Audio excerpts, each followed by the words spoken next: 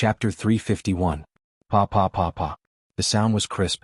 It was not like the muffled sound of the cane landing on the bodies of the imperial censorate outside the royal palace.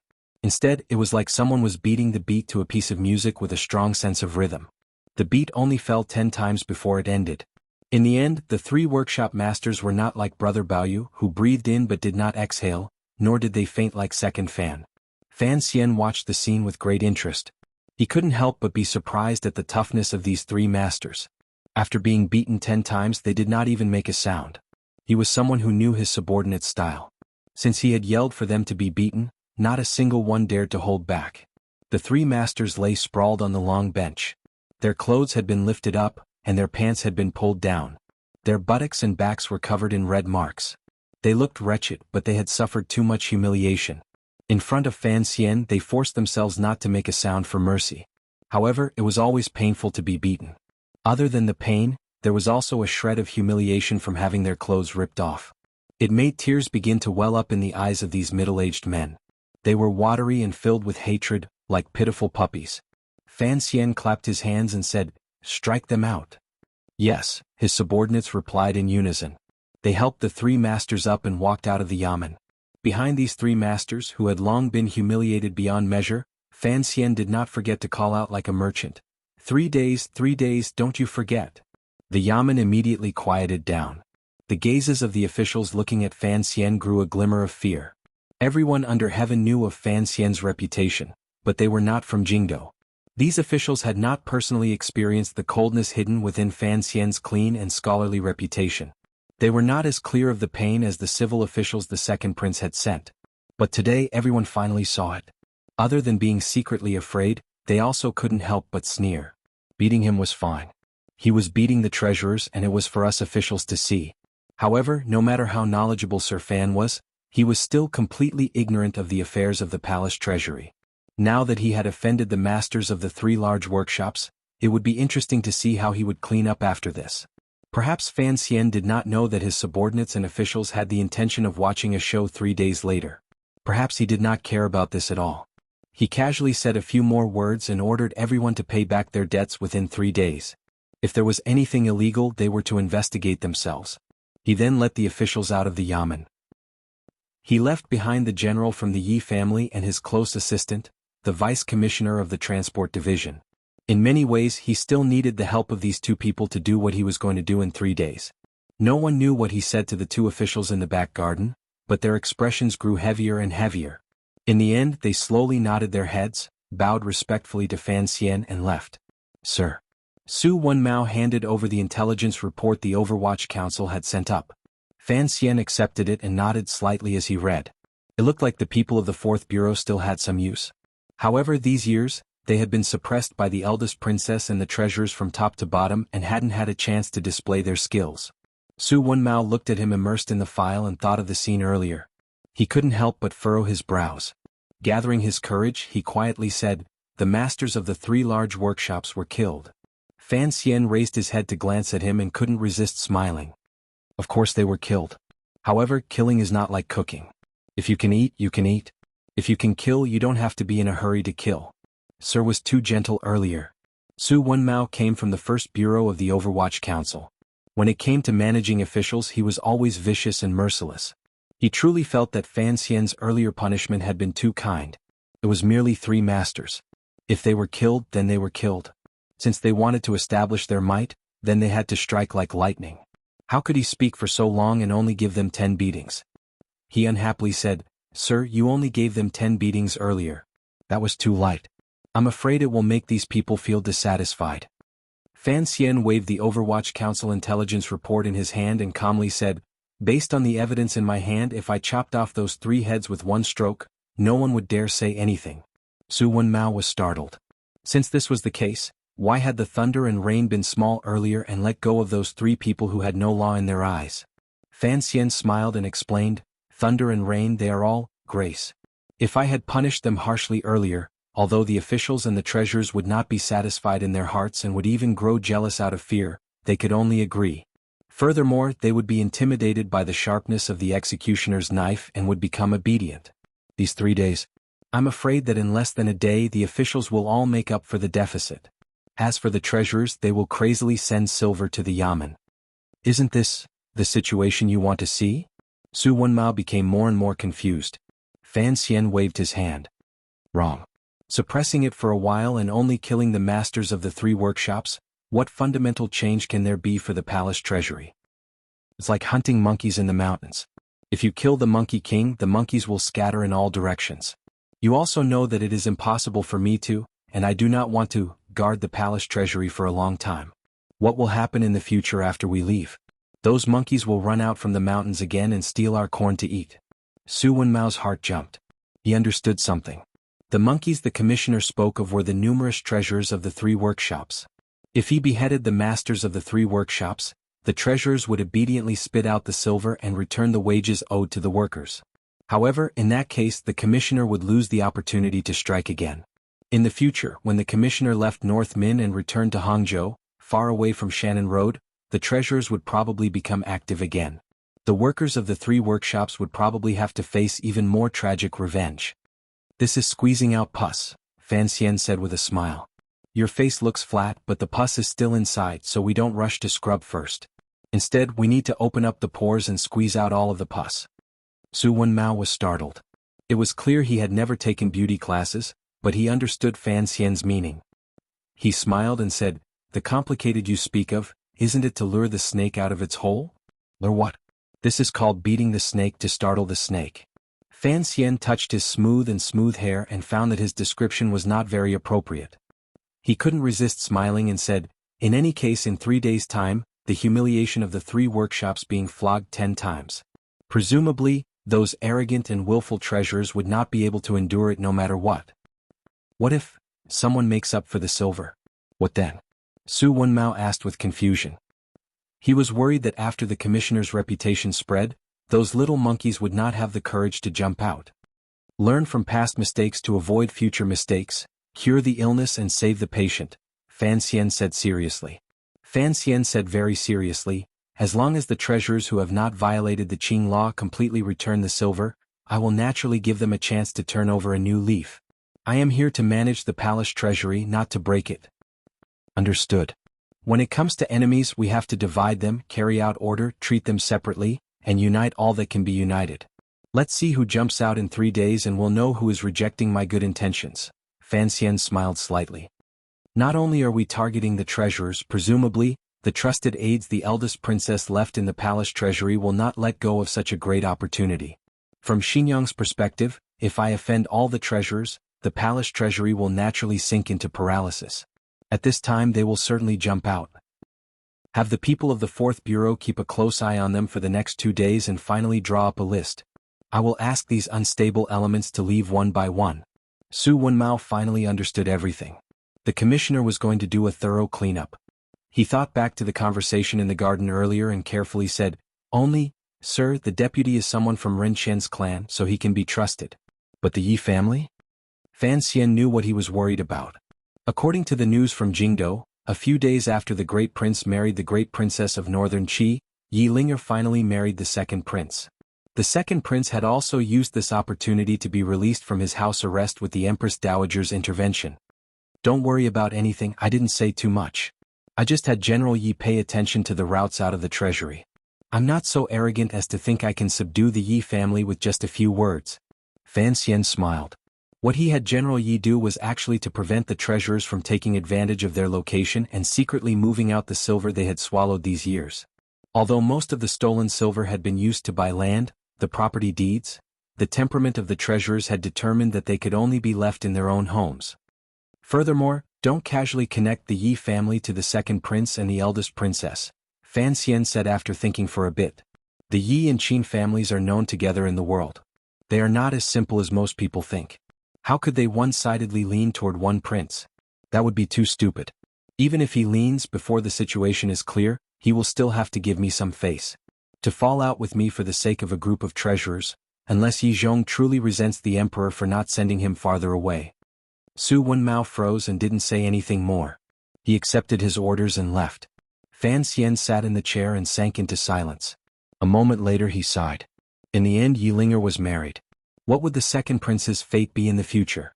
He was not a kind person, but in the tea shop outside Baoyue brothel, he had once said that the reason he had beaten the second prince into the dust was because he wanted to keep him alive. This was partly because of his relationship with Yilinger. Another reason was that he subconsciously wanted to compete with the emperor, who was particular about raising his son, to see if he knew how to play or if he knew how to play. For many months, the Yi family had been played by the emperor. With no other choice, they could only get closer and closer to the second prince. Thinking of this, Fan Xian had a belly full of anger. Perhaps the emperor's deep planning and foresight was true, but as an emperor, his paranoia was even more true.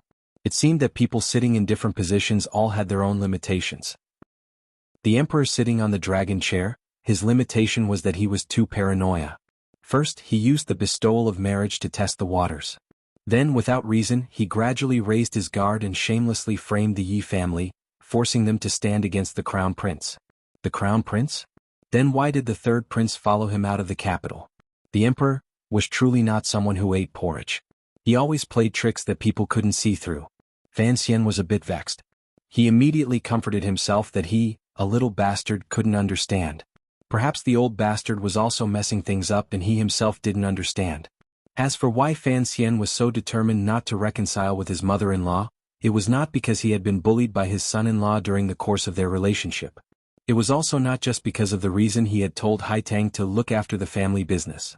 The most practical reason was that if Fan Xian and the eldest princess truly joined hands, the combined power of the two sides would reach a terrifying level. It would be enough to shake the foundations of the Qing kingdom. This was something the Qing emperor would definitely not allow. For Fan Xian, who did not have the power of the world in his hands, his current way of doing things was that great wisdom appeared stupid.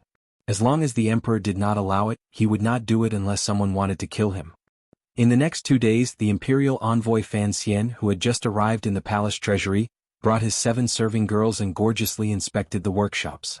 He gradually became familiar with the process of the palace treasury and gained a deeper understanding of the Yi family's power. It was inevitable that he would touch the wood beside the water wheel by the river and sigh with an endless sense of vicissitudes. Occasionally he would sit and discuss with the workers in the workshop about the art of blowing glass. It was a pity that his skills were too poor and his face was too beautiful. He could not blow successfully, but the texture of the glass was undoubtedly revealed. After 2 days, most of the workshops closer to the Yamen knew what the new official looked like. As for the legendary Sir Fan Jr., although they didn't dare to look at him directly, they still sneaked a few careful glances. They all said that this noble young master was very good-looking, but his hands and feet were a bit clumsy. His personality was also very kind. The 7 serving girls at his side were all as pretty as flowers and jade. However, one of the serving girls was not very pretty. Her way of doing things and walking had the style of a country bumpkin. She did not look like a girl from a large family. On the other side, the 4 lines of defense formed by the military and the Overwatch Council suddenly tightened their patrolling work. The palace treasury's patrolling had always been the strictest place in the world. With the sudden tightening, they immediately found some forbidden items. Although they were not the secrets of the palace treasury's techniques, they were still heavy items. They were light pieces of paper, but they were heavy land deeds. As Fan Xian had expected, the first reaction of the treasurers and related officials, including the masters of the 3 large workshops, after the 3-day order came out was to find a way to move the most valuable things on them out and give them to their friends and relatives outside the palace treasury. However, after encountering a strict search, the officials and treasurers finally lost all hope. They knew that the new imperial envoy would not allow them to move their property. If they kept the property on paper by their side. God, if they didn't make up for the deficit in 3 days, wouldn't their property be confiscated? Furthermore, how could these people be clean? If the imperial envoy wanted to find fault with them, death was the word left and right. Danda and General Lin's work was clearly effective. From the 2nd day onwards, no one tried to move their property. A cold wind began to blow between the manors of the palace treasury and the 3 large workshops. As for who the source of the wind was, naturally there were spies sent out to quietly find out.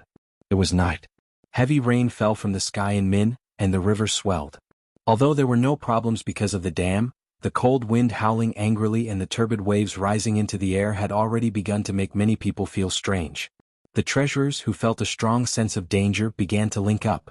From top to bottom there were more than 200 treasurers. They all had their own plans in the face of the 3-day order. Some of them still had a conscience and were prepared to return the stolen money and start anew. Some of them were afraid of Fan Xian's power and began to secretly prepare to report their colleagues' illegal actions to fight for their innocence. Even more people began to gather in the manor of the masters of the 3 large workshops and secretly discussed how to handle this matter. After the 3 masters of the 3 large workshops were beaten, they could only lie in bed. Although they were in 3 different places, the hatred in their hearts toward Fan Xian and the bitter resentment in their eyes were of one heart. In any case, they were not willing to lower their heads to Fan Xian because they had done too many bad things. Even if they lowered their heads, they would probably not be able to escape death in the future. Among the collusion of these treasurers, the confidant that Xinyang had left in the treasurers also played a vital role. Using the name of the princess far away in Jingdo, he assured the treasurers that the court's first concern was still the production and profit of the palace treasury and not the small pieces of silver that they were greedy for. What about 1 chopstick? What about 10 chopsticks? In any case, most of the treasurers finally huddled together tightly and began to smash like bowling balls toward Imperial Envoy Fan Xian, who seemed to know nothing and only knew how to take a beauty with him. On the last day of the 3-day order, Fan Xian followed the rules of the previous 2 days and stayed in the yamen to discuss matters in the morning. Although the treasurers had not voluntarily handed over the stolen goods and admitted their guilt, many of the officials had returned some silver. As for whether or not they had returned the full amount, that was a matter for the future and could be discussed later. At least on the surface they had acted respectfully. There were also some treasurers who secretly admitted their guilt and took the initiative to climb up to the Overwatch Council to be tainted witnesses.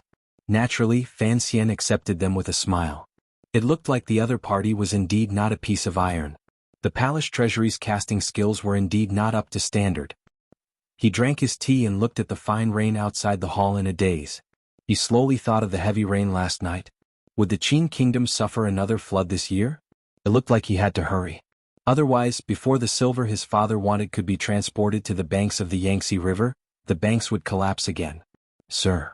An extremely panicked voice exploded like a muffled thunder, waking Fan Xian from his thoughts of a saint. Fan Xian looked with bewilderment and saw a group of officials in completely drenched robes run in. These officials were all people who had gone to each workshop to announce the 3-day order's deadline. Why had they all run back? The person in the lead was the second in command of the palace treasury, the deputy of the transport company, Ma Jie. With a face full of shock, he pulled at the front of his robes and rushed in without a care for the dirty water and wet shoes. Sir Ma, why are you so panicked? Fan Xian looked at him and furrowed his brows slightly, putting on a chow chow air. Sir, it's not good. Although Ma Jie had long known that the treasurers would certainly retaliate against the 3-day order, suddenly hearing of this matter, he couldn't help panicking and quickly came to report to Fan Xian. The 3 large workshops are on strike. Fan Xian was slightly startled and stood dumbly on the stone steps. Ma Jie thought the imperial envoy had also been shaken by the sudden bad news. He wiped the rain from his face and smiled bitterly. This is good, this is good. The 3 large workshops were on strike. This was something that had never happened since the Qin kingdom had taken over the palace treasury. In reality, Fan Xian had not killed anyone. The methods he had used were not as bloody as the eldest princesses. However, the problem was that Fan Xian had issued the 3-day order and had the power of spies in his hands that the eldest princess did not have. He had also blocked the treasurer's plans to transfer their family property. It was the same as preparing to swallow up the money the treasurers had harshly withheld these years. What was money? Money was the life of most people. Thus, the treasurers dared to use such a shocking move as a strike to fight Fan Xian to the death. Fan Xian was only slightly startled and immediately came to his senses. A faint smile rose to the corners of his lips. In reality, he was not shocked by the intensity of the treasurer's reactions. He was just thinking that this world also had a strike. Sir, what do we do? Should we first take back the 3-day order? Ma Jie asked with a face full of hope. He did not approve of Fan Xian issuing the 3-day order. Now that the treasurers had truly gone on strike and the 3 large workshops of the palace treasury stopped work for 1 day, how much silver would the court lose? Who would be able to shoulder such a large crime? Even if Fan Xian's family background was different from normal people and he was not afraid of the opinions of the people, the emperor would not easily forgive him. Contrary to the expectations of Ma Jie and the other officials, Fan Xian gently stroked the glossy strands of hair on his head and stretched his neck. A faint trace of excitement appeared on his face. As expected, they did not disappoint me. They made a big commotion. This is good. When I catch up, I will kill them all. Ah. The officials stood stupidly in the fine rain. On the wooden beam of the yamen, a pair of swallows danced gently. In the sky full of rain, Fan Xian wore the black robe of the Overwatch Council and led the officials of the transport company, a total of over 20 people, hurriedly to the first workshop that had called for a strike. The officials stood outside the workshop and found that they could not hear the sizzling sound of the furnaces. There was also no black smoke coming out of the workshop. There was a death-like silence. Everyone couldn't resist casting their gazes on Fan Xian, thinking, how exactly was he going to deal with this silent protest? No one knew that the Chinian unit and the swordsmen of the 6th Bureau who had followed Fan Xian to Jiangnan were already wearing raincoats and waiting silently not far from the workshop for orders. Even further away, General Ye's face was heavy as he clenched his fists tightly. His heart was perturbed as he spoke with Su Wenmao beside him. His mind was completely on the workshop that was on strike. Behind the two of them, a battalion of soldiers with knives and spears in their hands were waiting. The people on strike in the first workshop were all gathered in this large workshop. There was still the remnants of heat from last night inside the workshop. This was where they were responsible for making glass. Fan Xian walked with steady steps into the workshop and raised his head to glance at the tall roof of the workshop. He sighed in admiration and said, "The rain protection is done well." The workers were huddled in 2s and 3s at the back. Their faces were full of fear. These lower-level workers did not know why they had suddenly stopped work. Looking at the newly arrived imperial envoy, their hearts were filled with fear. In front of the workshop, a dozen green-robed treasurers forced themselves to remain calm and bowed to Fan Xian. "Why hasn't work started?" "Good to let you know." Master Xiao, who was still injured behind him, glanced at Fan Xian with a hateful gaze. "Last night, the rain was too heavy and extinguished the furnace. It washed away the mold, so there is no way to start work." The master and treasurers were not idiots. They knew they couldn't openly say they were on strike. Otherwise, if Fan Xian really went crazy and raised a knife to kill them all, they could still justify it. Thus, they could only find some reasons. In reality, they were still using the strike to threaten the other party. Perhaps this was the so-called art of negotiation. In terms of poetry, Fan Xian could be said to be an artist, but his job was often to destroy art without any sense of beauty. With a heavy face he said, "The molds are ruined and the furnace is wet. What about the second workshop? Could the molten steel that could burn people to death have also solidified? Can a spinning machine also rust?" Without waiting for Master Xiao to reply, he narrowed his eyes and said, "I think you treasurers are the ones whose brains have truly become rusty. There was no such thing as negotiation. Fan Xian only needed someone to make trouble. It was necessary to change the technical director of the palace treasury. How could he miss this opportunity? Come, cut off this Master Zhao's head for me and use his blood to warm the furnace." Fan Xian clapped his hands and said evenly. Master Xiao paused as if he didn't understand the meaning of the imperial envoy's words. Just as Fan Xian's voice fell, the Overwatch Council officials wearing raincoats had already walked into the workshop. A subordinate lifted up a chair for Fan Xian to sit.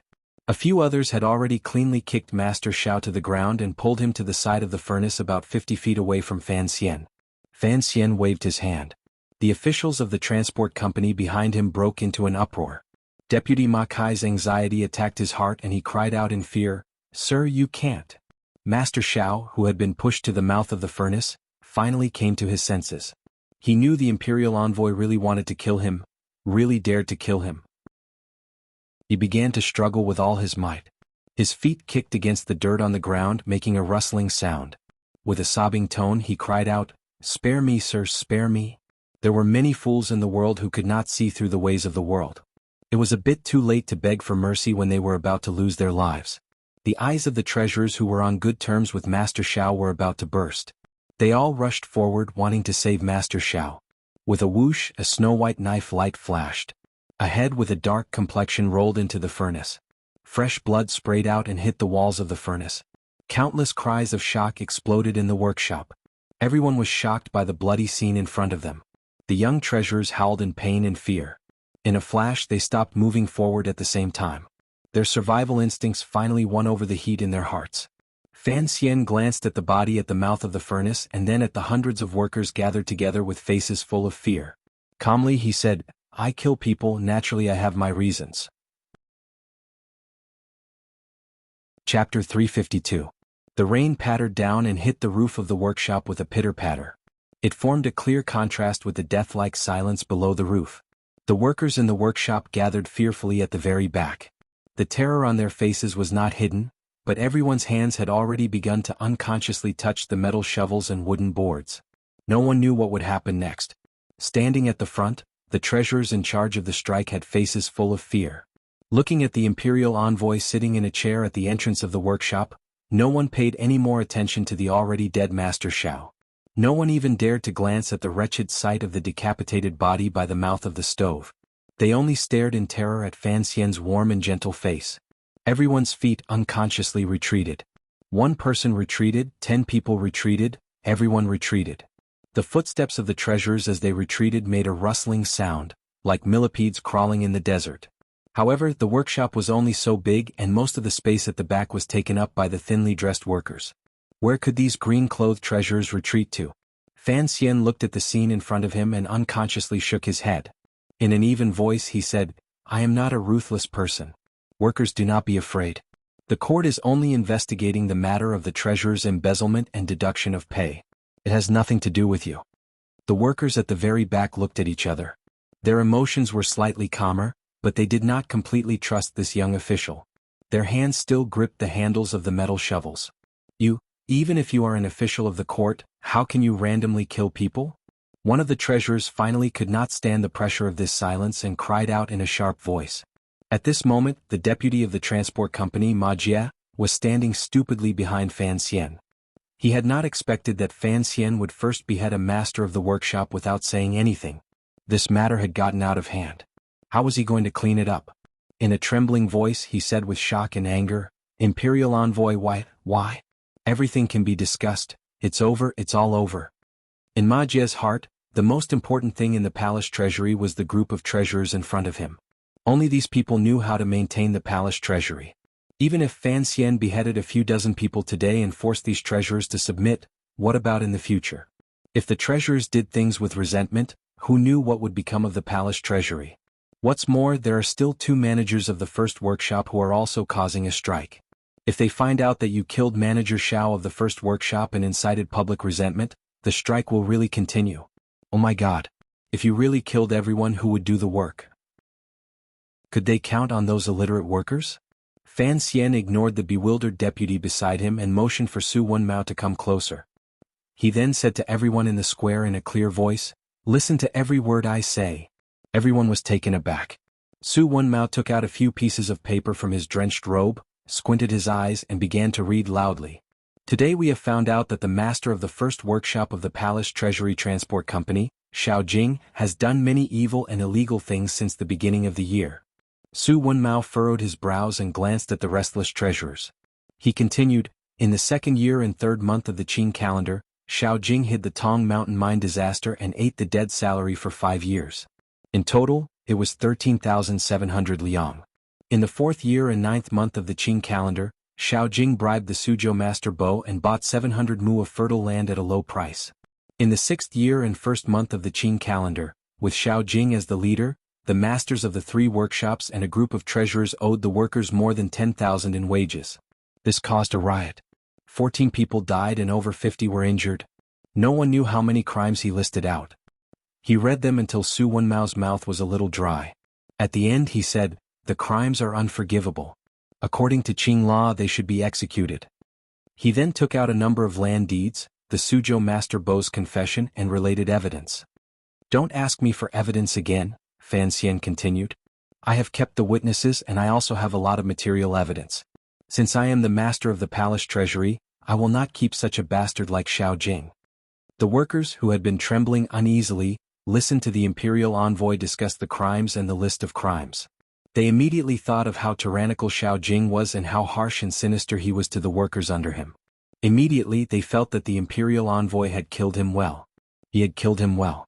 However, the hatred in the treasurer's eyes grew heavier. Someone shouted unhappily, "Even if you want to punish him, you have to open a court to try the case. If you want to pin a crime on someone, you can always find a pretext." When Deputy Ma Jie, who was standing behind Fan Xian, heard Su Wenmao read out the crimes, he knew that the imperial envoy was looking for an excuse. The things that Xiao Jing had done were actually all known to the officials of the Palace Treasury Transport Company.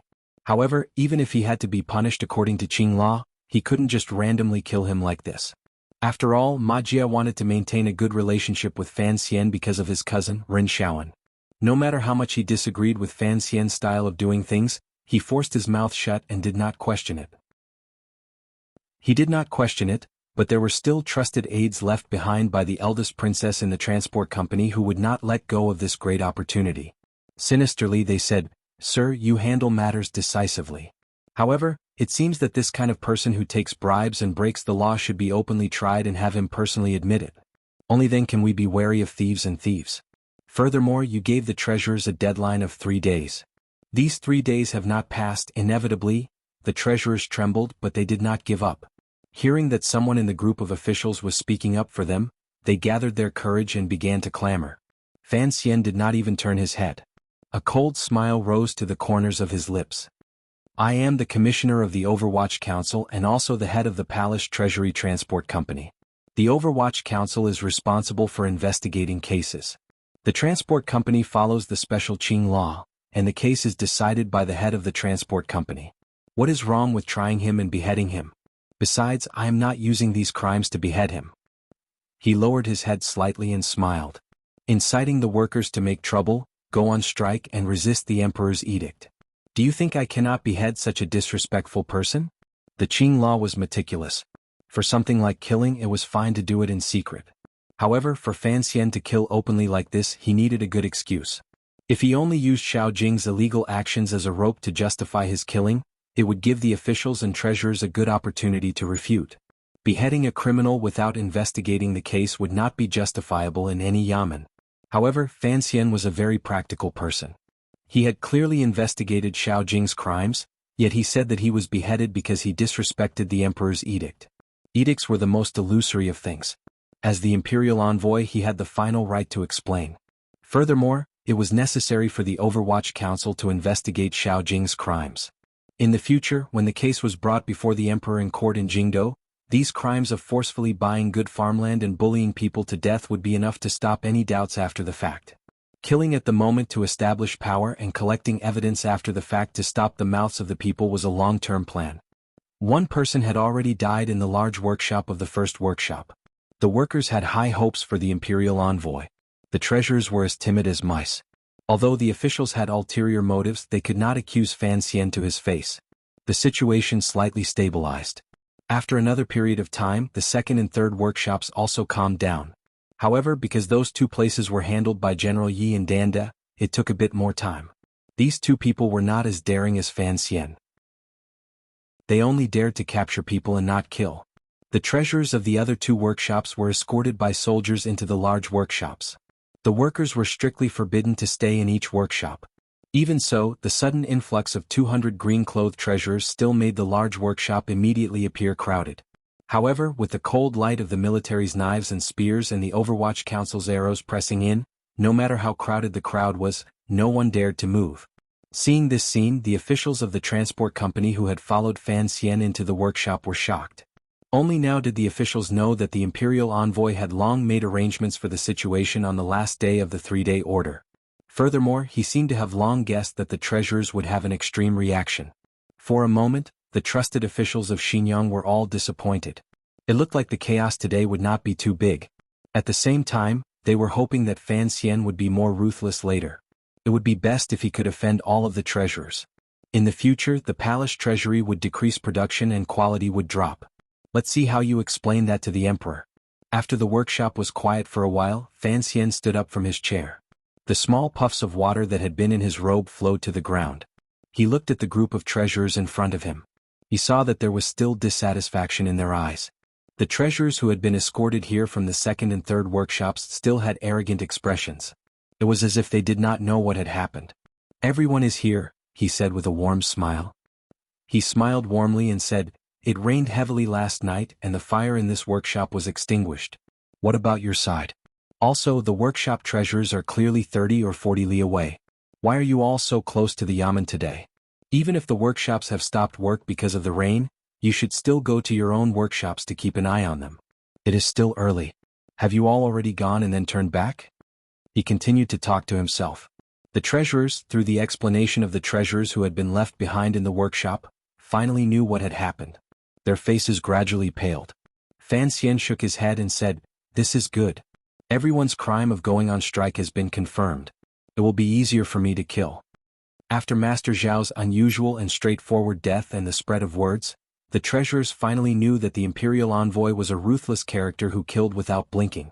Hearing these light words, the treasurers exploded with a buzz.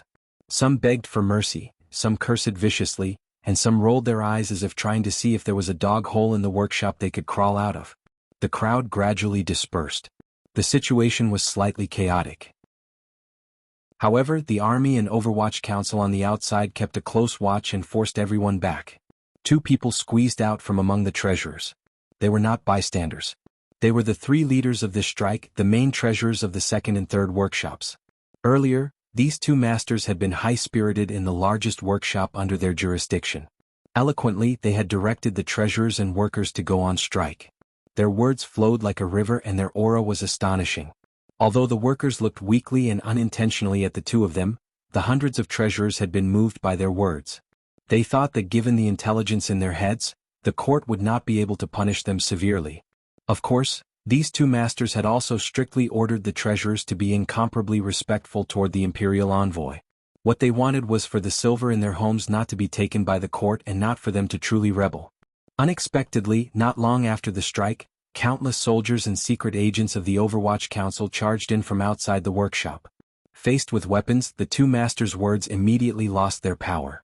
They obediently allowed themselves to be captured and escorted here. Along the way they were still confident.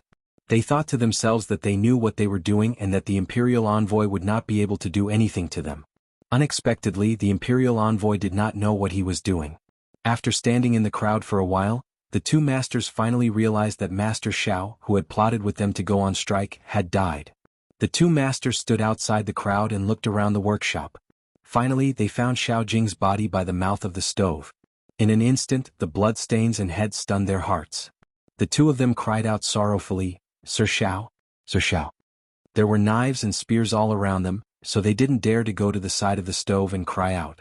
However, they still raised their heads and glanced at Fan Xian with a venomous gaze. They knew that they would probably not be able to escape today. Fan Xian did not look at them. He only tilted his head slightly and listened to Danda's report. When he learned that the 3rd workshop was as usual and that the technicians of the 3rd Bureau of the Overwatch Council had all taken over and no one dared to take advantage of the chaos to do anything, he finally relaxed. At this moment, a tiger guard who was supposed to be stationed in the manor quietly moved past the officials and came to Fan Xian's side. Moving close to his ear, he said, "The person in the manor wants to go out for a walk." The reason the 3rd workshop was important was because it was responsible for producing important items such as military equipment and ships. If the secrets of that place were leaked, who knew how many more young people in the Qing Kingdom would die on the battlefield in the future? Fan Xian did not dare to take this responsibility. Originally, he had felt slightly more at ease listening to Danda's report. However, after hearing the Tiger Guard's report, his brows furrowed again. Haitang had disguised herself as a serving girl to follow him. She could fool the officials and many people, but she could not fool Gao Da's eagle-like eyes. Although Fan Xian realized that he had made a big mistake, it was already too late to make up for it. Fortunately, the Qinian unit was watching in secret. The Tiger Guards did not release any information to the outside world. Only then did he feel slightly more at ease. He began to wonder again. However, now was not the time to deal with this matter. The person the Tiger Guard was referring to was Haitang. It looked like that village girl knew that there would be a commotion today and probably wanted to take advantage of the opportunity to do something. Fan Xian calmly said, "Don't go out. Keep an eye on her. Use all methods to keep her in the manor today."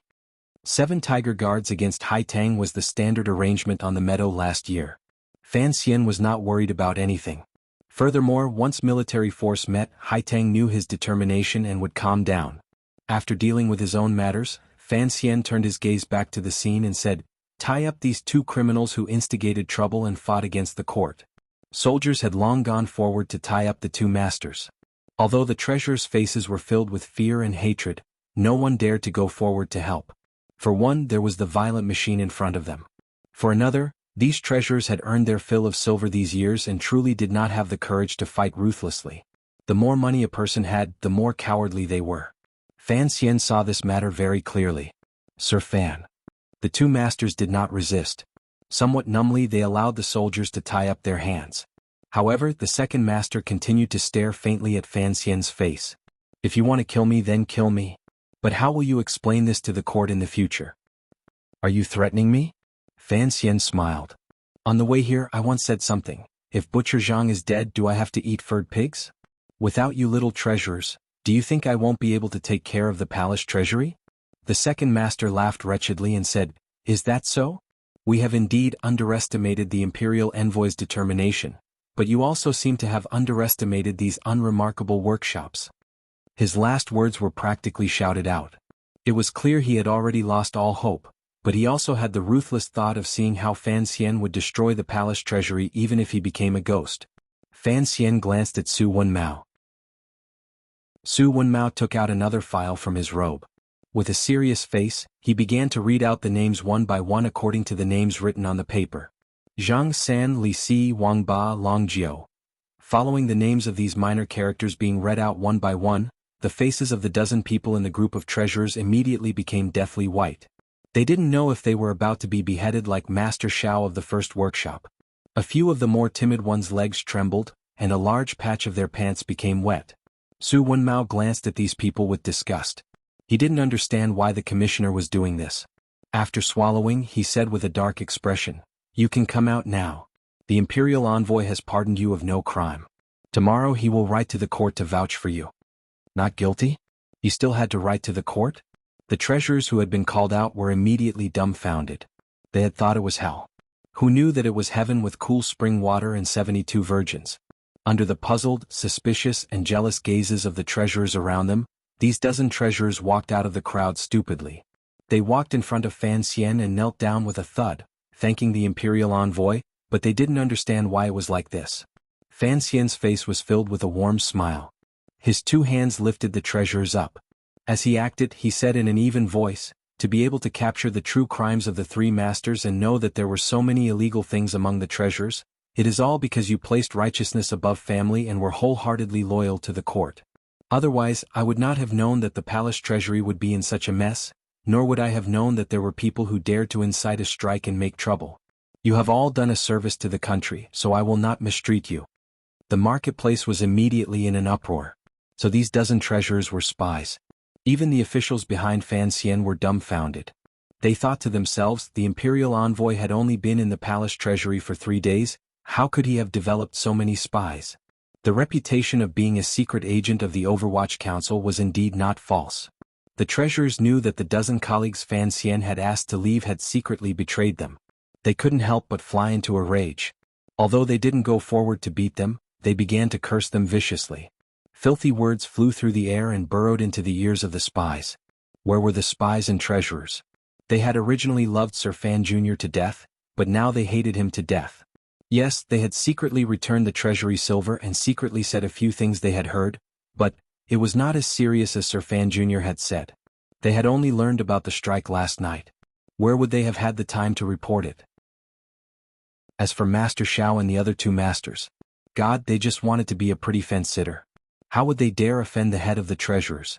These treasurers, who had been condemned by thousands of people, looked at each other. They wanted to cry but had no tears. Even if Fan Xian let them go today, he had publicly pointed out their shameless and betrayal in front of everyone. How could they face their 200 colleagues in the future? How could they face others? Zhang San looked at Li Si. Wang Ba looked at Long Jiu. With sorrowful eyes they asked, You're also a spy? Yes, we're also a spy. What Fan Xian said next shocked the people in the workshop. These 13 treasurers bravely exposed the abuses and have done the country a service. I have decided that from now on, they will be the deputy masters of the 3 workshops. Fan Xian smiled warmly and asked the deputy beside him, Sir Ma, what do you think of this proposal? Deputy Ma Jie was still worried about how the palace treasury could produce normally and felt depressed. However, hearing these words, he still repeatedly nodded his head in agreement. In the depths of his heart, he felt great admiration for Fan Xian. This move was truly beautiful, exposing the shameless faces of the spies of the treasurers. In the future, when the treasury was governed, these people would be used as claws and teeth. There was no need to worry that they would not be convinced. This was an artificial chasm drawn out among the treasurers. If today's matter could be concluded satisfactorily, it would be difficult for the treasurers in the future to come together again and become a class that could oppose the officials. Suddenly, someone laughed coldly. Everyone focused their eyes and saw it was the second workshop treasurer who was tied up and kneeling on the ground. They saw him laugh coldly and sorrowfully. What a group of shameless people. Sir Fan, do you think you can rely on these people to keep the palace treasury running like before? I'm not threatening the court, but without the things in our heads, the palace treasury probably won't last more than a few days. After these words were said, the atmosphere became strange again. Deputy Ma Jie wanted to move closer to Fan Xian's ear to plead for mercy, but he didn't know how to say it. The trusted aides of Xinyang among the officials of the transport company also began to openly think for the court while secretly cheering for the master. They all advised Fan Xian that everything should be done for the sake of the palace treasury's production. Killing this Master Xiao was already enough of a lesson for the other party. Fan Xian would not listen to these words. He only stared at the second workshop master and didn't speak for a moment. That pair of sharp and clear eyes stared at the second workshop master until he could no longer bear it and slowly lowered his head. At this moment, Fan Xian said angrily, "You're at death's door and you still dare to threaten the court, treasurers? I'll tear off your underwear and put it on your face to see if what grows on your neck is a head or a butt." The imperial envoy's thunderous anger made the workshop fall into absolute silence. Fan Xian swept his gaze across the treasurers and said with pity and anger in his disdain, "Do you really think you're so promising? Do you think the palace treasury is still the Yi family of the past? Don't you look at your little bit of ability and say other people are shameless people? What about you? Other than being greedy for silver, stealing materials to sell, embezzling hard-earned wages and forcefully taking other people's wives, what else can you do? Shameless? If you were shameless, there wouldn't be today's matter." He turned and said angrily to the second workshop master, "You're very stubborn. The palace treasury can't do without you? Then tell me, how come the glass has become more and more muddy these years? How come the wine is so bland that it's about to give birth to a bird? The perfume has already stopped production for 10 years. Have you found a way yet? Back then you were also a servant of the Yi family, old man." Fan Xian's heart was pained and he opened his mouth to curse at the master. "How did you F***king fall to this level? I'm about to F***king die of anger." Everyone in the workshop shivered. Only now did the slow-witted people remember that there seemed to be a rumor. The angry imperial envoy in front of them was a descendant of the Yi family. F***king me? Whose mother would be angry? There is something I need to explain. Yesterday's chapter finished very comfortably. I thought to myself that no one would say the plot stopped halfway. In the end, there were still brothers and sisters who seriously criticized me. It is very difficult for me to be happy. Originally, yesterday's chapter should have ended when the deputy called for the palace treasury to go on strike. Furthermore, I was also very tired. However, I thought that being stuck halfway probably made everyone uncomfortable, so I wrote another 1,000 words. I thought about it, so I wrote another 1,000 words. The plot developed naturally, but there was a limit to how many words I could write each day. It was not purposely left there. Please understand, bravo. Thinking about it from another perspective, it meant that the current plot was rather attractive. Haha, I comforted myself. Of course, this paragraph does not count. Alright, my spirit is a little weak. I'll report this first. To be continued. If you want to know what happens next, please go to www.cmfu.com. There are more chapters. Support the author and support the original reading. Chapter 353. The master knelt on the ground. His face was red and white. Hearing the words Yi family, he remembered the true identity of the person in front of him. A sliver of memory that had been hidden for many years slowly rose. It made him feel ashamed, angry, and afraid. The feeling of shame was easy to understand. After all, back then he was just a little beggar by the side of the road. To be able to get to where he was now, it was all because of the Yi family. How had the young lady of the Yi family educated people like him? As for the anger and fear, it came from his natural reaction. It was a kind of shame and anger after being stripped naked. Thinking that the imperial envoy was a descendant of the Yi family, he was afraid that whatever he knew in his head, the other party would also know. Then, how could he use those things to threaten the other party? The other party had cut down Master Xiao with one strike. Could he not cut him? The court has treated you well. Fan Xian looked at him and said each word clearly. Putting aside you three masters, even a normal treasurer's annual salary is even more than a third-level official in Jingdo. What are you not satisfied with? A glimmer of coldness flashed through his eyes. Do you think that the production of the palace treasury all depends on your heads? That the 20 million liang of silver every year blinds your eyes and makes you feel dissatisfied and that you should earn more? These words hit the bottom of the treasurers' hearts. The palace treasury's annual production was abundant and sold to various countries under heaven. It brought the Qing kingdom a great profit. Although the treasurers' treatment was already very high, compared to that enormous sum of silver, they still felt uncomfortable in their hearts. They always felt that they earned money for the court and should be given more. This was why they privately took bribes, bent the law, and oppressed the common people. Hearing the imperial envoy say this, although the treasurers did not talk back, the meaning appeared in their eyes. Fan Xian laughed coldly and ruthlessly tore away their masks. Lightly mocking, he said, "The problem is, the things you rely on, are they really the things in your heads?" There was a silence. Everyone, including the officials, acknowledged this reality until Fan Xian said, "Don't forget, before the Yi family appeared, what did you know? Did the technology in your heads fall from heaven? Was it taught by the temple?" Fan Xian scolded, "All of you remember it clearly. This is what the Yi family taught you. Without the young lady of the Yi family, you are just trash, continuing to dig the fields and beg. Why did the Yi family build these workshops in the past? I think all of you have forgotten that you are in front of this official. You still want to use the things that the Yi family taught you to threaten this official. Do you have any shame? Do you have any shame?" The officials behind him looked at each other. Although the court had long stopped pursuing the matter of the Yi family and Sir Fan Jr.'s past was gradually known to the people of the world, to speak of the Yi family so openly was still somewhat taboo. Fan Xian could not care so much. He was angry, but he wanted to use this opportunity to clear his name. In this world, no matter what you did, you had to be justified. Fan Xian had scolded the treasurers and beheaded them. Disregarding the benefits, he had first taken the flag on a moral level. The manager of the second workshop finally softened. He knelt on the ground and wailed, "My lord, this lowly one knows his mistake. Please, my lord, give this lowly one a chance. Let this lowly one use the skills I learned in the past to serve the court." Although this master was wailing in pain, Fan Xian's sharp eyes did not find any traces of tears on his face. On the contrary, the corners of his lips were pressed tightly together. He couldn't help but smile coldly. He knew that the other still thought he wouldn't continue killing and that the things in his head were still useful. Fan Xian gently clapped his hands. When the clapping was about to end, 4 old men around 50 years old were escorted into the workshop by Overwatch Council officials. These old men were not bystanders. They were the shopkeepers of Qingyu Hall who had come back from the Central Plain via Danzhou. The Overwatch Council officials set out 4 chairs. Fan Xian rose and, expressionless but deliberately respectful, invited the 4 shopkeepers to sit. The officials, treasurers, and workers were all confused. They wondered who these old men who seemed like they would be blown over by the slightest breeze had the right to sit side by side with the imperial envoy. Although the deputy Ma Jie didn't say anything, he was muttering in his heart. He thought, "Even I am standing behind the imperial envoy, how dare these commoners?" Fan Xian's finger slid across the robe on his body and dipped into some icy rainwater.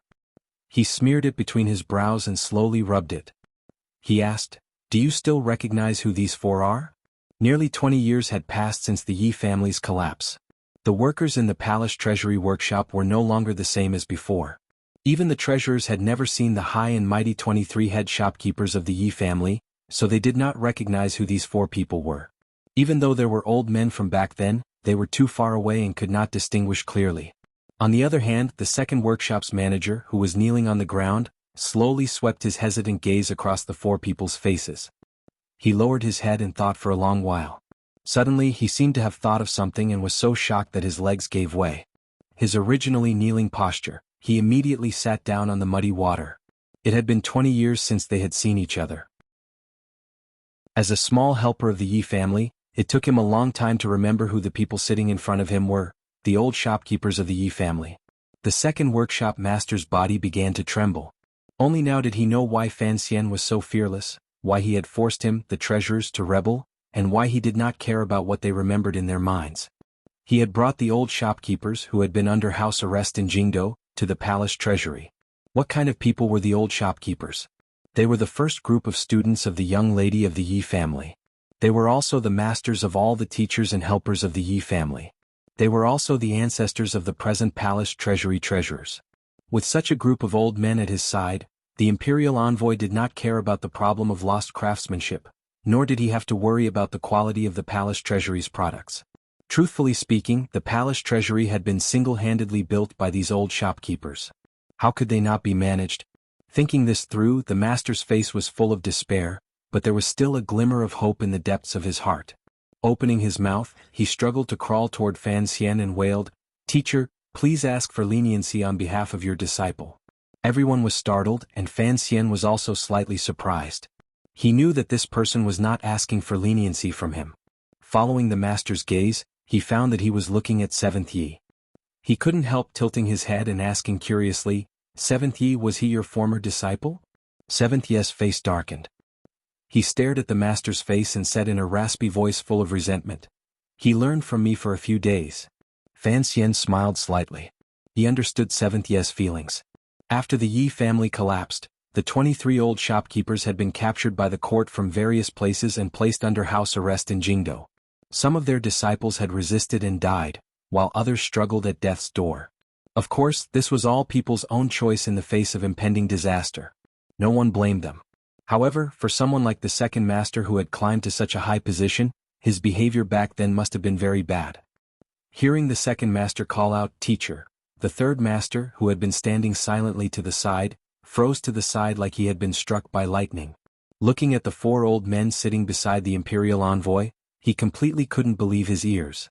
The remaining members of the Yi family among the treasurers confirmed the identities of these four people. Amidst their shock, there were also some people who still had old memories. They all stood up and knelt in front of the four old shopkeepers with shock, joy, and fear. Fourth Master. Uncle 12th, I am Zhuzi. Greetings, old shopkeepers. Back then, I was a worker in the Chuzhou branch doing odd jobs. Although most of the treasurers did not have much of a relationship with these four old shopkeepers, the palace treasury meeting to recognize relatives was already bustling with activity. Fan Xian's face darkened and he said in a cold voice, "I'll come back to recognize relatives in a bit." Although his expression was unhappy, his heart had calmed down.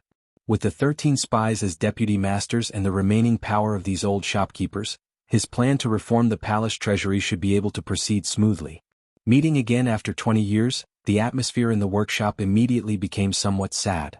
This kind of sadness perfectly diluted the earlier tension. Only the officials of the transport company felt uneasy, and some of the Xinjiang people laughed coldly to themselves. If the scene in front of them got back to Jingdo, the emperor would probably have some opinions about Commissioner Fan. The second master lowered his head and knelt on the ground. He also felt slightly comforted in his heart. Looking at this situation, at most he would receive some punishment. In a moment he would desperately admit his mistake. For the sake of the old Yi family, the imperial envoy probably wouldn't make things too difficult for him. He glanced sideways at the body of Master Xiao in the distance at the mouth of the furnace and felt a lingering fear in his heart. Fortunately, Xiao Jing had stepped forward first. He also felt some sympathy for that bastard. He thought to himself that a person who had no connection to the old Yi family had indeed died cleanly under the hands of the imperial envoy. Unexpectedly, after Fan Xian had repulsed the treasurers, a faint smile rose to his face and he said, "Take this person away and behead him." "Yes, sir." The second master raised his head and looked around with a perplexed gaze. For a moment he didn't understand who to behead. Shouldn't things be like this? It was not until he was dragged up by the Overwatch Council officials that he realized the imperial envoy still wanted to kill him. He had wanted to open his mouth to cry out for his innocence, but a clump of dirt blocked his mouth. Seeing the Overwatch Council officials drag the limp master out of the workshop and the water stain on the ground, everyone in the workshop, regardless of whether they were officials or commoners, shopkeepers or treasurers, became deathly silent. They all turned their gazes toward the imperial envoy sitting in the middle. It was as if Fan Xian could not feel the countless gazes and lowered his head slightly. Outside the workshop came the muffled sound of a metal weapon striking a neck, as well as a muffled grunt. There was an uproar in the workshop and immediately sank into a death-like silence. Everyone knew that the second master had died so simply. The silence did not last long. The third master, with his hands tied behind his back, smiled self-mockingly. His face was pale with despair. Very consciously he walked in front of Fan Xian. He knew that he had no chance of survival.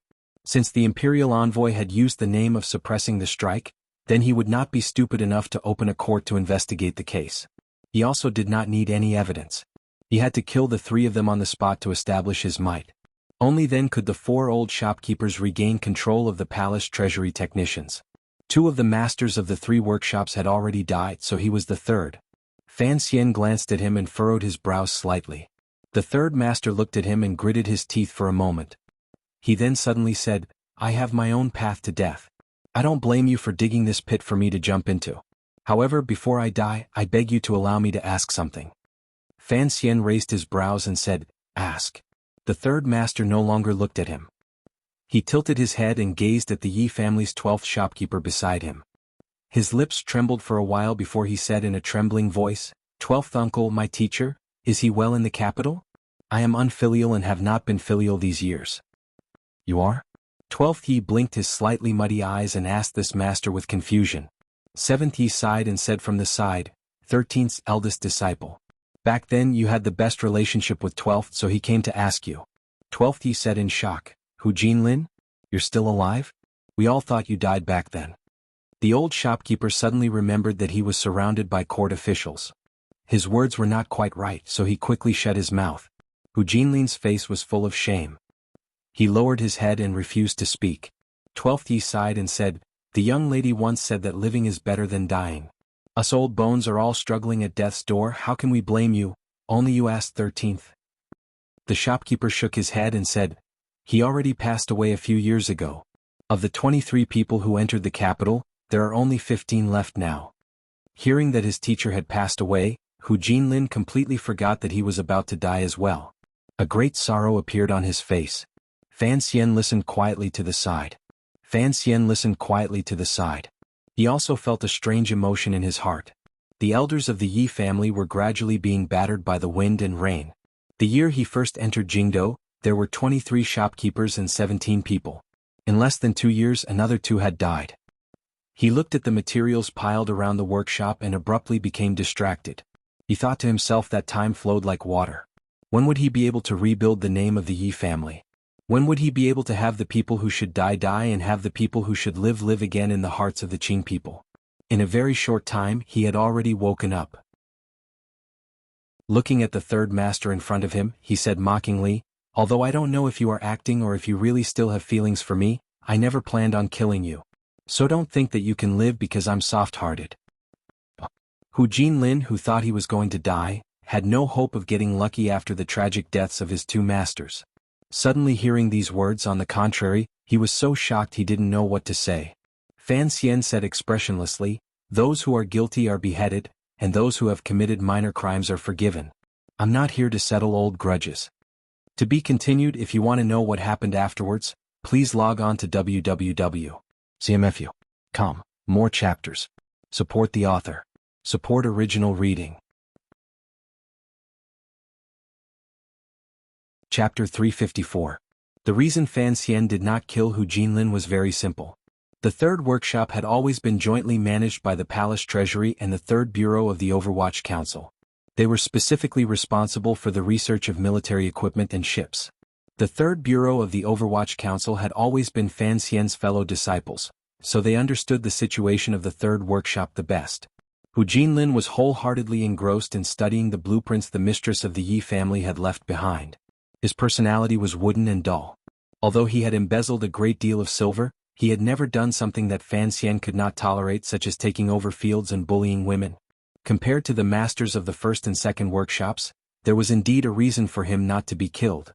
Of course, the most important reason was that Fan Xian did not want to kill him. From another angle, it showed that he was not a righteous official. The master of the 3rd workshop was taken away. There were still many treasures left in the workshop. These people looked at each other. At the beginning of the strike, everyone was secretly anxious in their hearts, but they still had some confidence. It was not the first time the treasurers had banded together to oppose the officials of the court's transport company. In the past, as long as their requests were not excessive, the matter would always be resolved peacefully. In their eyes, they only wanted to protect the silver they had extorted and harshly withheld over these years. It was indeed a reasonable request. However, no one had thought that the new imperial envoy would be so vicious and merciless. After pointing out the nature of the palace treasury and inviting out the 4 old Yi family shopkeepers, the treasurers all knew that all of their trump cards had lost all effect in front of this young official.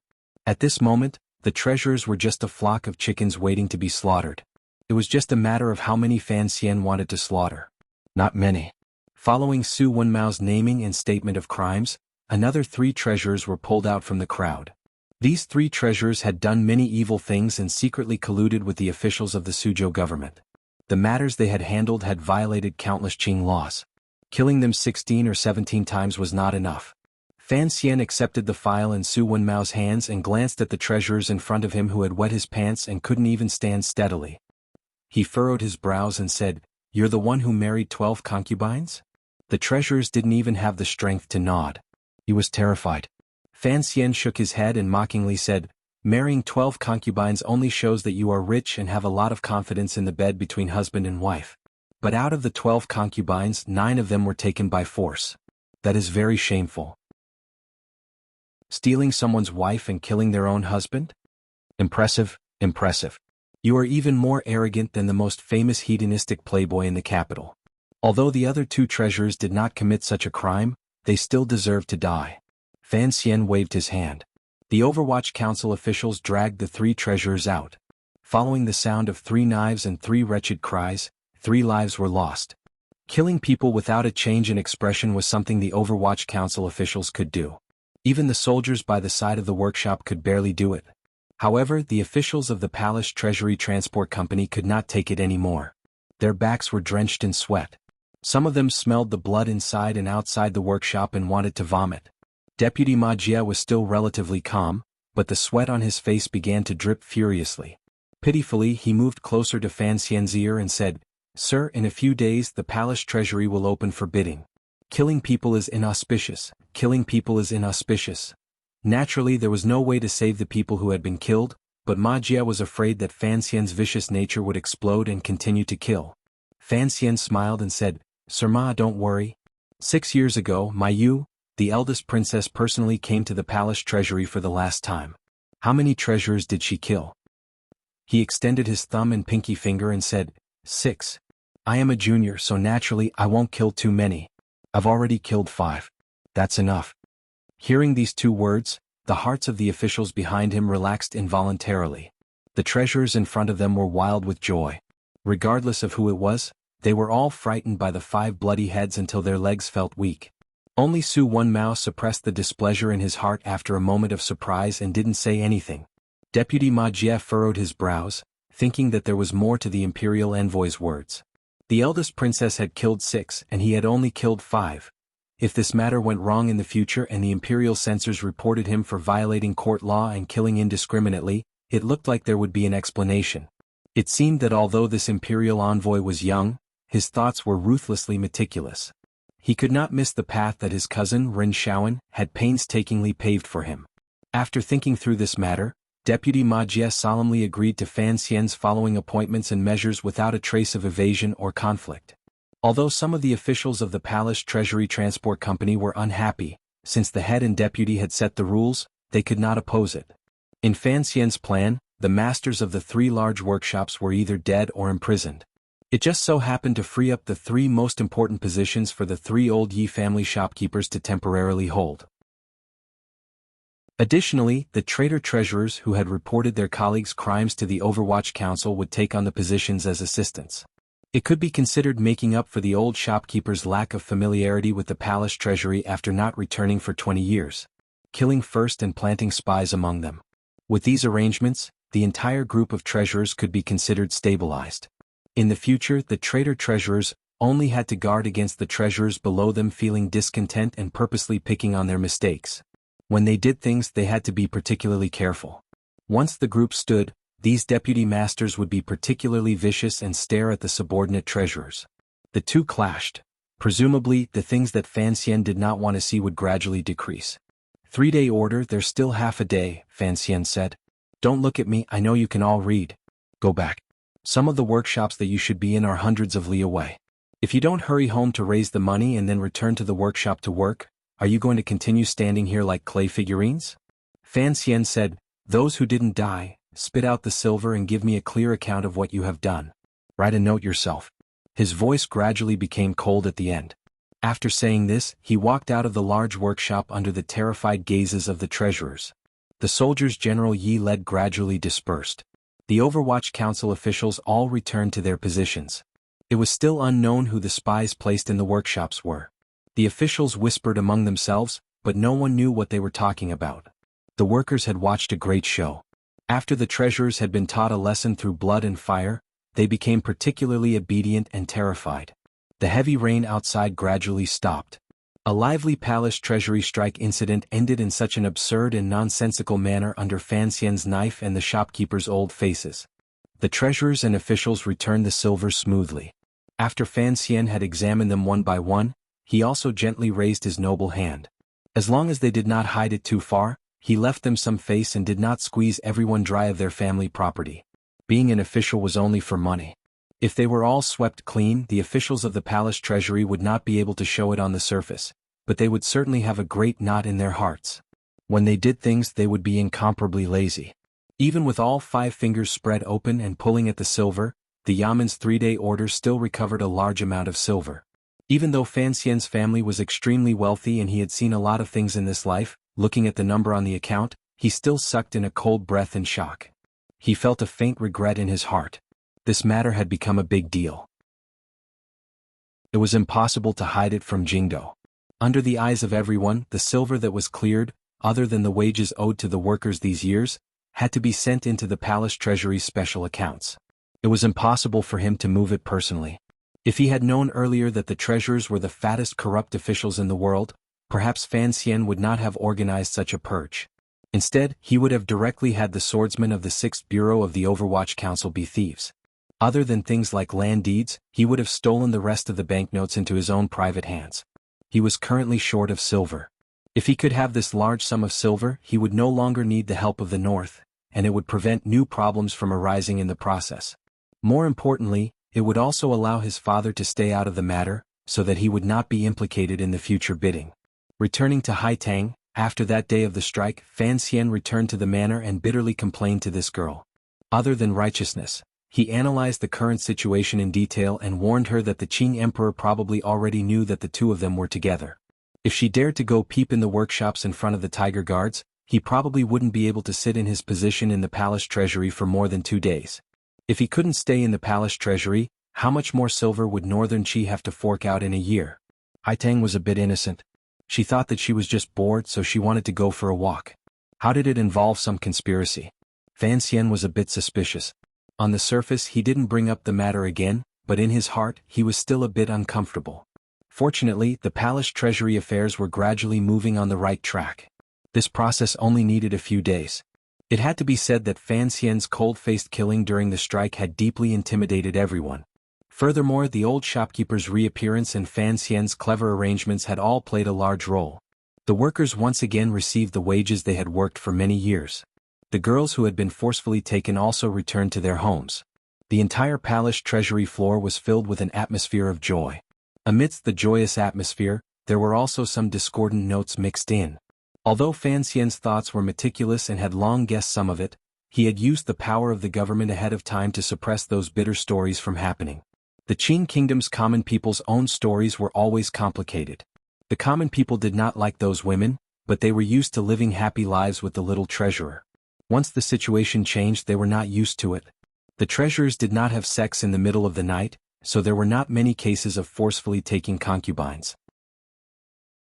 Although there were not many cases, it involved matters between men and women. It created a bad influence among the people. Fan Xian was vexed, but he didn't have any good ideas. It was difficult for an upright official to resolve family matters. He, a ruthless official, was also not that strong, so he could only toss it aside. However, these were just small interludes. On a larger level, the authority of the new head of the Palace Treasury Transport Company, Imperial Envoy Fan Xian, had already been established. Furthermore, in the hearts of the tens of thousands of low-level workers in the Palace Treasury, he had firmly forged an image of being upright and outspoken, incorruptible, and wise. Presently, he no longer needed the help of the 8th Bureau. With his reputation as a civil and military official, Fan Xian had long become familiar with these methods. The palace treasury gradually calmed down. However, the strike had ended, but Fan Xian's plan had only just begun. To beat the snake to scare it, one half of the two-headed snake had been ruthlessly killed by him. With the other injured, it was time to begin moving.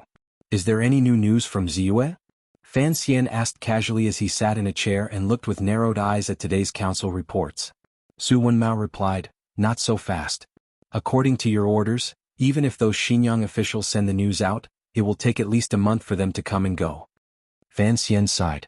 The imperial censors in the court do things too slowly. Su Wenmao smiled bitterly, thinking, how could there be someone like the commissioner in the world who waited for the imperial censorate's imperial censors to come and report him? It was only because his background was strong enough that he could sit so calmly. We can't wait anymore. Tomorrow we'll capture those people, Fan Xian said. The target of these words was, of course, the trusted officials Xinjiang had left in the palace treasury. At the beginning of the 3-day order, these officials had secretly stirred up the emotions of the treasurers and incited them to oppose Fan Xian. After Fan Xian demonstrated his bloody methods, these officials were as happy as if they had eaten a sweet jujube. Throughout the night, they thought of ways to send out memorials without asking. Of course, it was to report to the officials of the eldest princess faction in Jingdo. At the beginning, Fan Xian had allowed the treasurers to link up for 3 days and finally form a strike to force the emperor to abdicate. It was for the sake of making the pustules in the palace treasury grow more plentiful and to see who was playing tricks. Before and after, the Overwatch Council's secret agents watched the many officials in the transport company with great caution. These people had no way of escaping the net Fan Xian had laid out. Let's do it, Fan Xian said with a pained smile. We're all leaving. We can't keep them here to eat porridge. Su Wenmao made a sound of acknowledgement and asked with confusion, Sir, why didn't you cover up the news at the beginning? After all, there was a strike this time. Once the court in Jingdo discussed it, if Xinjiang did something else, I'm afraid your days would not be easy. Fan Xian fell silent. His fingers gently tapped against the armrest of the chair. This was a very common behavior when he was thinking about a problem. After thinking for a while, he decided to explain a bit more to his trusted aide. He raised his head and explained, the palace treasury is divided into 2 parts. The workshops are the foundation, and the export merchants are the hands and feet. If I want to break someone's hands and feet, I have to first lay down a solid foundation. I have never been used to planning for a situation that takes too long, so I chose to force these people in the palace treasury to overreact first. Only then can I strike heavily and find an excuse to chase the Xinjiang officials out. Su Wenmao nodded, but he thought that this could not explain his earlier question. Looking at the commissioner's expression, he knew he had a sense of propriety, so he listened patiently. I want to force the enemies in the palace treasury to act, Fan Xian said with a slight smile. Isn't the eldest princess also waiting for me to force her? Given her eyes in the court and palace, how could she not know that the old shopkeepers had followed me to Jiangnan?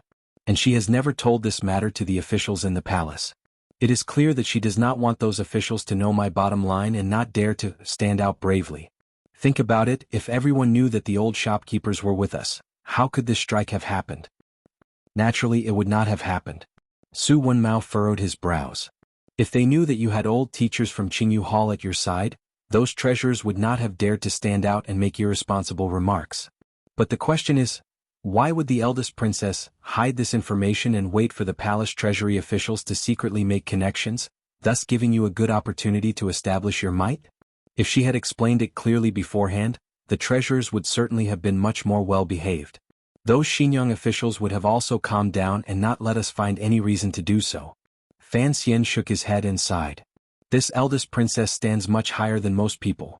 Yes, it looks like she has given me a chance to establish my might and even allowed me to intimidate a group of officials in the palace treasury. However, in the way I handled this matter, I had no choice but to borrow more of the people and power of the old Yi family. I had to kill people to establish my might. My methods would appear more violent and unscrupulous. He continued to explain, when I first entered the palace treasury, I killed 5 treasurers.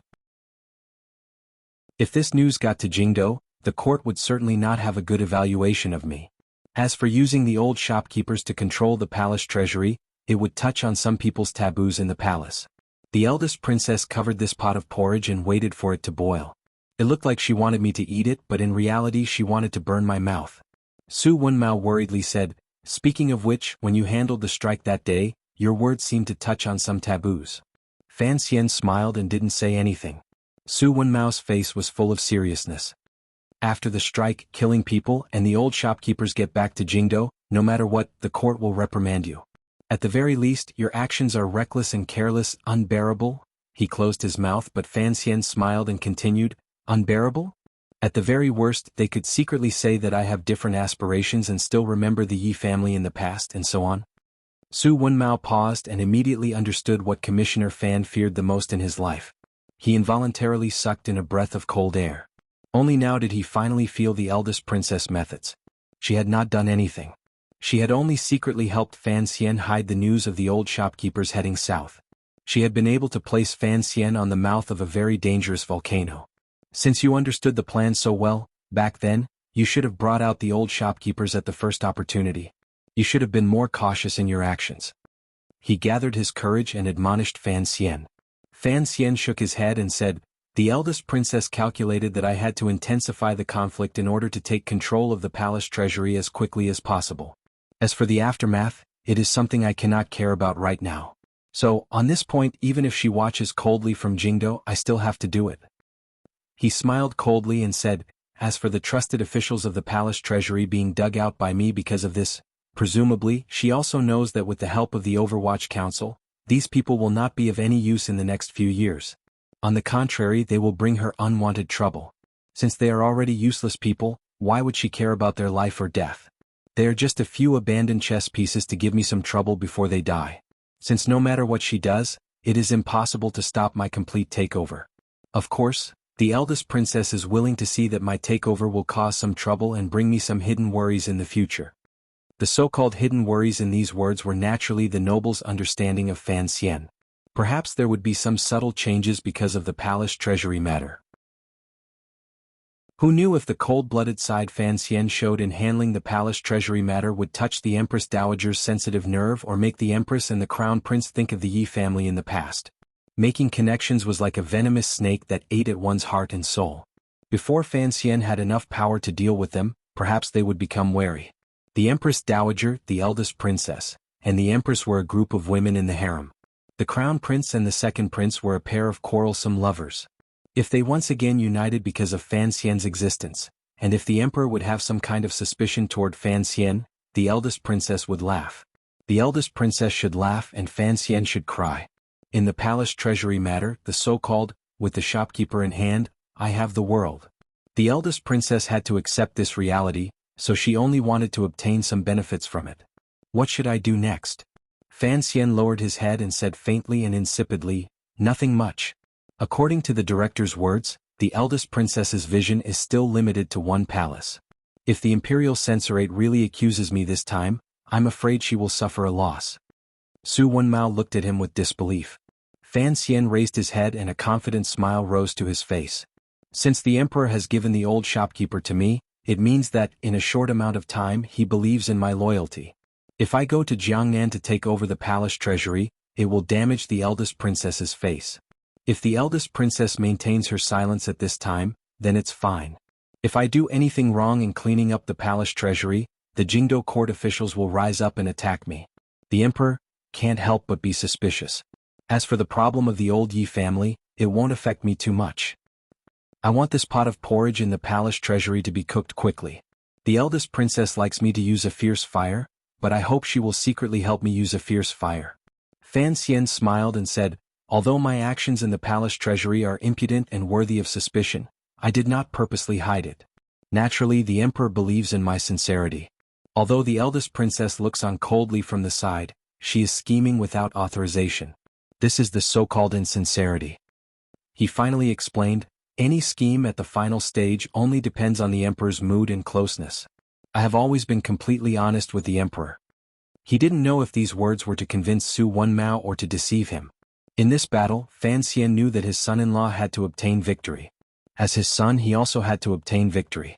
After the emperor had established the second prince as an enemy for the crown prince, he had now successfully established Fan Xian as the most valiant whetstone. The eldest princess only saw the pressure Fan Xian's rise brought to the two princes and the Empress Dowager and Empress in the palace. She did not see clearly that this kind of pressure was secretly cultivated by the Qing emperor. This was what Fan Xian had said earlier through Qin Pingping's mouth. The eldest princess's vision was still limited. It was not the limitations of history but the limitations of her butt. After all, she was not an emperor who sat on the dragon chair and looked down on the world. To be continued. If you want to know what happens next, Please log on to www.cmfu.com. More chapters. Support the author. Support original reading.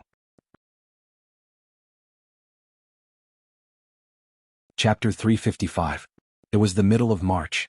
Spring had long swept across the world from the north to the south. Regardless of whether it was Shangjing in the north or Jingdo in the Qing kingdom, they were all enveloped in a flourishing scene.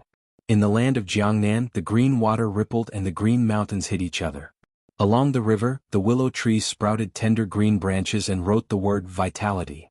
The palace treasury was southwest of Jiangnan Road, so it could not escape the good fortune of nature. In just a few days, up and down the river, inside and outside the workshops, green grass and light pink flowers grew, decorating the originally dull yamen and workshops. It greatly weakened the hard and cold atmosphere. Amidst the peace, the officials who came to the yamen for work had faces full of smiles and raised their hands in greeting at the yamen door. The rain of blood and foul wind had already passed.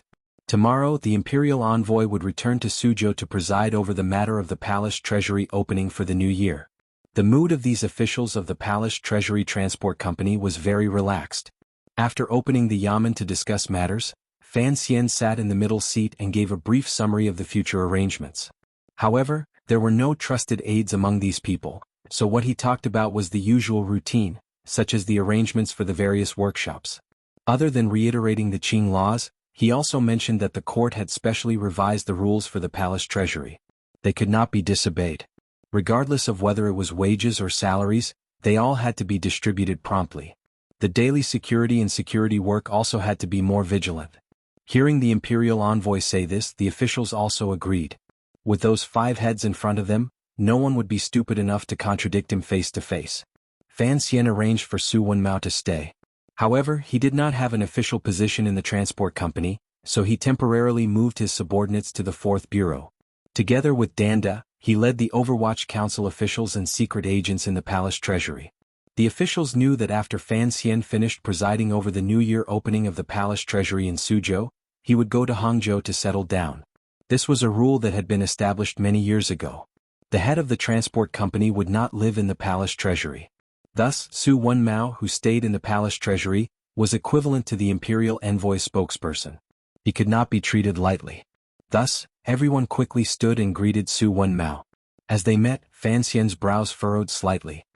He quietly said to the deputy beside him, "Ma Jie, I am going to do what we talked about last night." This was a superficial respect for the deputy envoy. Ma Jie, however, had a bitter expression on his face as he shook his head repeatedly. A strange light flashed through the eyes of General Yi, who was sitting to Fan Xian's right. He didn't know what the imperial envoy was up to this time that he hadn't been notified. His question was quickly answered. Su Wenmao put on a false smile and walked to the front of the hall. He raised his hands in salute to everyone present. After returning the greeting, he quietly said, "Today we have investigated the matter of some officials in the Palace Treasury Transport Company secretly doing something improper. They incited the treasurers to cause trouble and shook the foundation of the Palace Treasury. Everyone please excuse us." Following these words, 7 or 8 Overwatch Council officials walked out from the side of the yamen and rudely asked the officials who had been sitting in their chairs to leave their seats. They rudely removed their official hats. These officials flew into a rage. As they pushed and refused, they shouted, "How dare you!" Once the other officials of the transport company saw that they weren't targeting them, they felt slightly more at ease.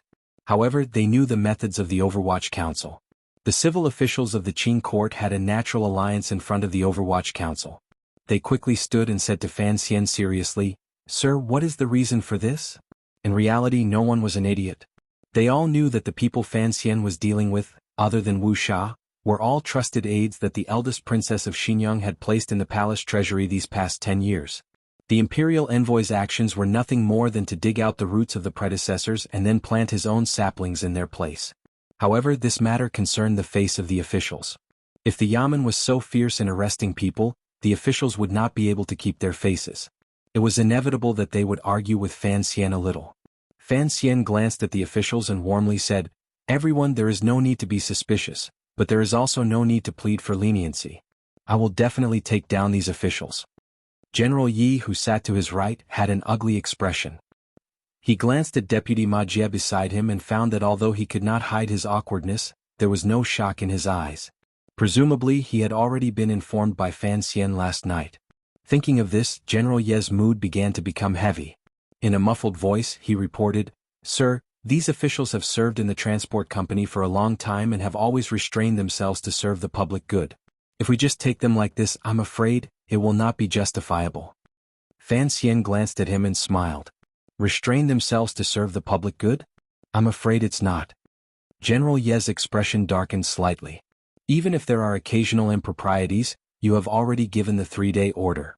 These officials have already acted according to your orders. Since it is clear that they will not be punished, they will not be punished." Fan Xian lowered his head. He knew why General Yi and the other officials had jumped out to oppose him today. The reason was actually very simple. Last time, when he suppressed the treasurer's strike, this general knew he could not stop Fan Xian's methods. Furthermore, the hat Fan Xian used to suppress him was large enough. The court could not afford to lose a single day of work in the palace treasury. Capturing these officials this time had touched on everyone's most sensitive psychological defenses. They were terrified that he, as the imperial envoy who also held the position of commissioner of the Overwatch Council, would use this as an excuse to weave a large net and flip over the entire transport company, injuring himself. For General Yi, his family had been pushed hard by the emperor. Additionally, with Yi Linger's relationship with the second prince, there were already faint signs of leaning in that direction. Although General Yi had never received any secret letters from the Yi family in Dingzhou, he knew that Fan Xian's capture today was to dig out all of the eldest princess' trusted aides in the palace treasury. Unconsciously, he wanted to save something for the eldest princess. If he allowed Fan Xian to grow in the palace treasury, General Yi was worried that his future days would not be easy. Fan Xian did not explain anything. He only pulled out a file from his clothes and handed it to General Yi. General Yi was slightly surprised. He accepted the open file and looked at it closely. His expression gradually darkened.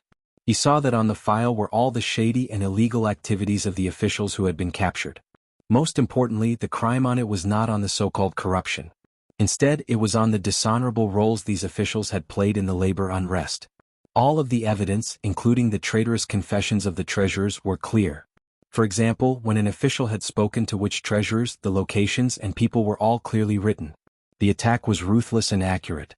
It was truly the Overwatch Council's top-notch methods. Looking at each line of evidence on the file, this general's heart couldn't help but gradually grow cold.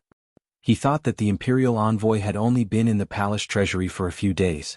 How could he have investigated all of the transport company's ins and outs so clearly? Furthermore, how did the people of the Overwatch Council know so clearly about the secret conversations between Xinjiang's trusted aides and the treasurers? Could it be that there were Overwatch Council spies among the treasurers? Thinking of this, General Yi remembered the legendary terror of the Overwatch Council. Those spies who had already been described by the people as being like poisonous snakes in the night, were everywhere. He involuntarily began to worry about himself. Would there also be Overwatch Council spies in his manor? However, as the general in charge of the palace treasury's defense, he was not very afraid of the Overwatch Council. First, he was a third-level official. The Overwatch Council did not have the power to arrest him without asking for an edict. Second, as a member of the military, regardless of faction, the Overwatch Council saw the power of the Qing Kingdom's military and had to give them some face. On the matter of the labor unrest, General Yi thought he had performed well enough. Today it truly involved the eldest princess face as well as the matter of the princes in Jingdo. He forcefully resisted the unease in his heart and stood. He bowed to Fan Xian and said sincerely, "Sir, this?" After all, he was a general, so he didn't know how to organize his pleas. Fan Xian smiled and looked at him. He shook his head and said, "There's no need to plead." General Yi was terrified that Dingzhou was still not willing to send a message. He had no idea which side to stand on, which was why he had sunk into the difficult situation he was in. However, Fan Xian had acted first. He gritted his teeth and forced himself to say, "Sir, these people are all officials of the transport company. I wonder if you want to take them as the head of the transport company or as the commissioner of the Overwatch Council." In a low voice he said, "Sir, even if the imperial envoy takes people and the evidence is there, if you want to investigate the case, it will take many days to open the court. The palace treasury is about to open." Fan Xian glanced at him and was surprised by the other party's courage. After thinking for a moment, he understood. If he wanted to take these officials, the method he used was very particular. If he used his identity as the commissioner of the Overwatch Council to investigate the case, then once it got back to Jingdo, it would draw the court's attention. The elders in court would probably think he was targeting the eldest princess or something. If he used his identity as the head of the transport company or the imperial envoy to investigate the case, he could not delay this any longer. Who was Fan Xian? How could he care about the discussion in Jingdo? He smiled and said, "General Yi, don't worry too much. I have always believed in Qing law and will not act recklessly. Today I have taken these officials. For the sake of fairness, I will not personally investigate the case." General Yi was slightly startled. As long as you don't personally investigate the case, no matter who investigates, it will depend on Jingdo's inclination. With Fan Xian's promise he could answer to Jingdo, so he hesitantly retreated. However, he was curious as to why Fan Xian was not personally investigating the case. Was he going to lock these officials up in the palace treasury? They couldn't keep them locked up forever. The court would eventually send an inquiry. "I will take them with me on the road," Fan Xian said. The palace treasury is also a part of the court. Although it has never had much interaction with the officials in court in terms of rules, it is still managed by Jiangnan Road. He gazed at the many uneasy officials in the hall and comfortingly said, "I know what everyone is worried about. Don't worry, I am not a vengeful person. Just as I said to General Yi earlier, for the sake of fairness, I will not personally interrogate these people. Instead, I will hand them over to the governor of Suzhou." He smiled slightly and said, "With Sir Shui investigating the case, presumably no one will have any more misgivings." He looked at the eldest princess trusted aide who was still confronting the Overwatch Council officials in the hall. A glimmer of anger flashed across the corner of his lips. When did catching people become a game of eagle catching chicks? Su Wenmao's face reddened slightly as he glared fiercely at his subordinates. The Overwatch Council officials felt ashamed in their hearts. They went forward and used a few Foshan shadowless kicks, kicking the palace treasury officials who were still crying out for injustice and refused to submit to the ground and tying them up. The officials in front of the hall couldn't help but shake their heads. They had wanted to persuade the imperial envoy to at least leave some face for the officials. Thinking of Fan Xian's earlier display of warmth and sternness, they were intimidated by that kind of warmth, coldness and mood swings. They didn't dare to open their mouths and plead for mercy. As a subordinate, they were not afraid of their superior's cruelty. They were afraid of their superior's moods and not knowing when they would pull out that knife again. Fan Xian's last opening of the palace treasury yamen thus ended. After the hall dispersed, he asked Deputy Ma Jie to stay behind. The two of them sat in the garden behind the manor. As they got close to the scent of spring, they talked about some matters that carried the chill of autumn. "Don't blame me for being too ruthless." Fan Xian rubbed the slightly dry corners of his eyes and said, "Since they dared to make a move at the beginning of my tenure, then don't blame me for taking down their black veil." Ma Jie smiled bitterly. Although in name, he and Fan Xian were deputy and it appeared that there was not much of a difference in rank, he knew that in reality, the power in the hands of the young master in front of him was shockingly great. It was even more terrifying than that of the princes. Thus, when Fan Xian had discussed with him last night about getting rid of the eldest princess trusted aides in the palace treasury, although he had expressed a little worry and had exonerated those officials, he had not dared to oppose it to his face. Now, Fan Xian had once again asked him to stay behind alone. Furthermore, he had said such honest words in front of him. Ma Jie knew that Fan Xian was preparing to raise him as a trusted aide. While he was secretly happy, he was also a little worried. After all, no one knew who would win in many years between this young master in front of him and those elders in Jingdo. The court officials were also very sensitive to the ownership of the dragon chair.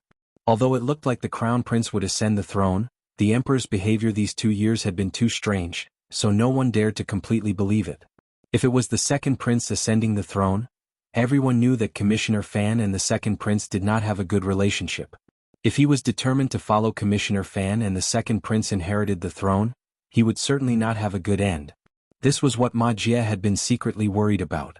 However, he also knew that although one had to suck up to both sides in officialdom, when it came to important matters such as choosing sides, the biggest taboo was to be an opportunist. Today was the last day before Fan Xian left the palace treasury. Talking to him again was, of course, to make his attitude clear. Ma Jie had thought about it all night, so he was not very flustered. Calmly he said, "Everything you have discussed is what I have requested. I will immediately write 2 documents on this matter. One will be sent to the Hall of Governmental Affairs. The other will be sent immediately on horseback to the Suzhou governor's manor. Please, do not worry.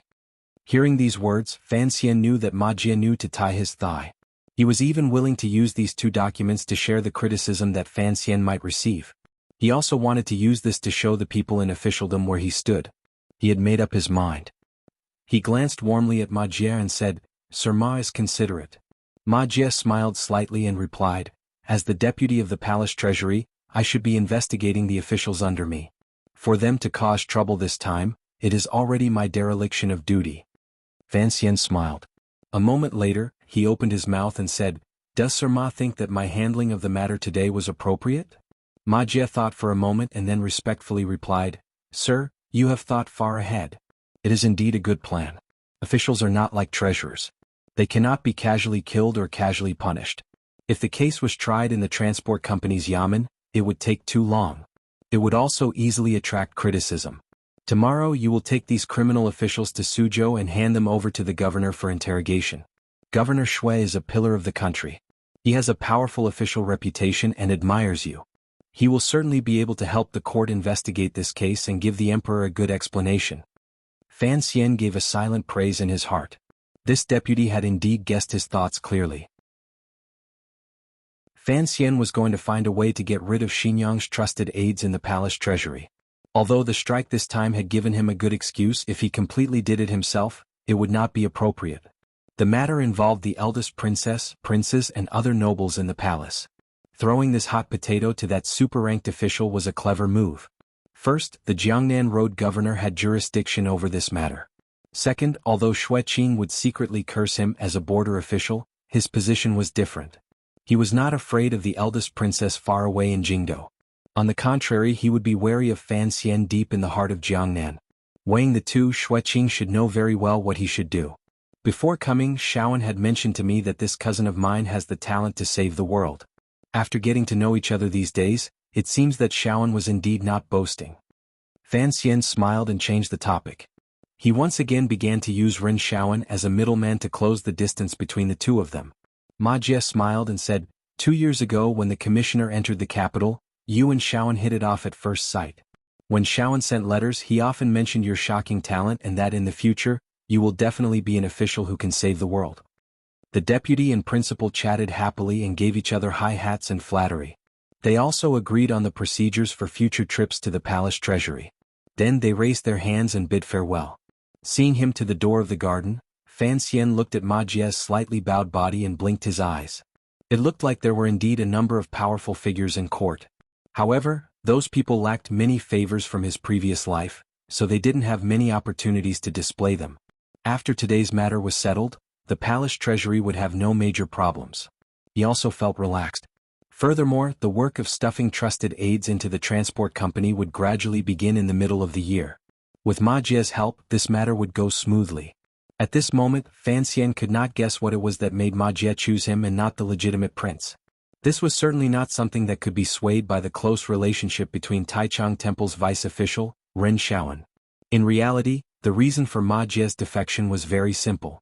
Because of the relationship between the third prince and Fan Xian, it made him make a large bet concerning his future career as an official and the rise and fall of his family. He bet all of his silver on the little one. After seeing off Deputy Ma and welcoming seventh shopkeeper, Fan Xian appeared particularly busy on the day before he was about to leave the palace treasury. Seventh Yi was the leader of the 4 shopkeepers following Fan Xian to the south. Now he was already a director of Qingyu Hall. These years he had been helping the Fan Manor earn money. He was on good terms with Fan Xizha and was also very familiar with Fan Xian. Thus, there were some things that he didn't even dare to probe the other shopkeepers into, but Fan Xian was able to directly say them in front of him. The old man and the young man gathered together and whispered to each other. It was always about the future management and production of the palace treasury. Fan Xian knew that he was a layman in terms of production management, chemistry and physics, so he delegated all of the authority in this area to Seventh Yi. He did not have many good qualities, but he did not doubt the people he used. It was like this in the palace treasury and it had always been like this in Jingdou. As long as it involved an open conspiracy, it was all handled by Sir Yan Jr. of the 4th Bureau. Fan Xian had absolute trust in the other party's professional abilities and would not idiotically point fingers. After confirming all of the matters, Fan Xian relaxed. In the past, the old Yi family had been so prosperous. Now, under the shopkeeper's hands, they would certainly be able to gradually reverse the poor management of the palace treasury and the problems with the quality and quantity of production. As long as they could sell more silver, they would have a preliminary account to the emperor. This was something Fan Xian was more concerned about. The matter of delaying wages can't happen again. Fan Xian furrowed his brows and sighed. You should also pay more attention to the quality of the goods. Seventh Yi glanced at him. He was confused as to why the commissioner was always thinking about the matter of wages. Of course, he also didn't understand the reason. The spring light filled the garden. The old shopkeeper looked at Fan Xian's handsome face and for some reason wandered off.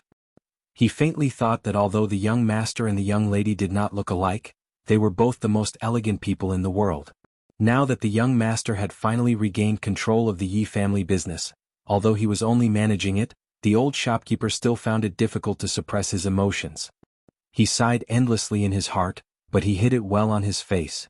The reason he had to hide it was because after nearly 20 years of house arrest in Jingdo, these old shopkeepers all knew that there were some things that could only be done and not said. If there was any sign, it would bring unnecessary trouble for the young master. I had wanted to ask you to go to Northern Qi to help the second prince. Fan Xian didn't notice Seventh Ye's thoughts and smiled bitterly. I didn't think that those eunuchs would keep following. The palace is very strict, so I could only have you come to the palace treasury. Seventh Yi smiled slightly and said, For your sake, the eunuchs are already very gentle to us. The second young master was born to be a merchant, so you don't have to worry. As for the palace treasury, you should know that I very much wanted to come back and take a look. Fan Xian fell silent. A moment later he said, Su Wenmao is here. If you feel any discomfort or if anyone dares to raise an eyebrow at you, tell him. I've already told him, since we've left the capital, we can't suffer any more grievances. Seventh Ye's heart was moved, but he didn't say anything. A gust of wind blew past. Before the tender green leaves on the green tree in the courtyard had fully grown, they were blown off. Fan Xian made a light sound and casually scooped them up in his hand. Looking at the new cut, he furrowed his brows for a long time. After a long time he asked quietly and faintly, Can the art be copied down? Seventh Ye's body trembled slightly. A moment later he shook his head. It's a dead rule. It can't be written down. It can only be passed down by word of mouth. Fan Xian said, The blueprints can't be passed down by word of mouth. Seventh Yi shook his head. I watched it closely earlier. I don't even know where it is now. Fan Xian thought for a moment. A slight smile rose to his face. In a few months, come to Hangzhou and tell me about it. My memory is very good. To be continued. If you want to know what happened afterwards, please log on to www.cmfu.com.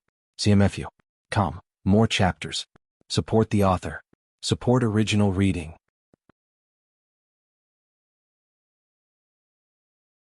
Chapter 356. The wheels of the four-wheeled carriage rolled over the grass that had just sprouted on the official road. When they collided with the cracks of the stones on the road, they made a creaking sound, which matched the sound of the reeds in the carriage as if they were singing cheerfully. The road out of the palace treasury was filled with a joyous scene. Little birds flew quickly in the distant forest beside the paddy fields. The green rice seedlings revealed their slender and shy bodies.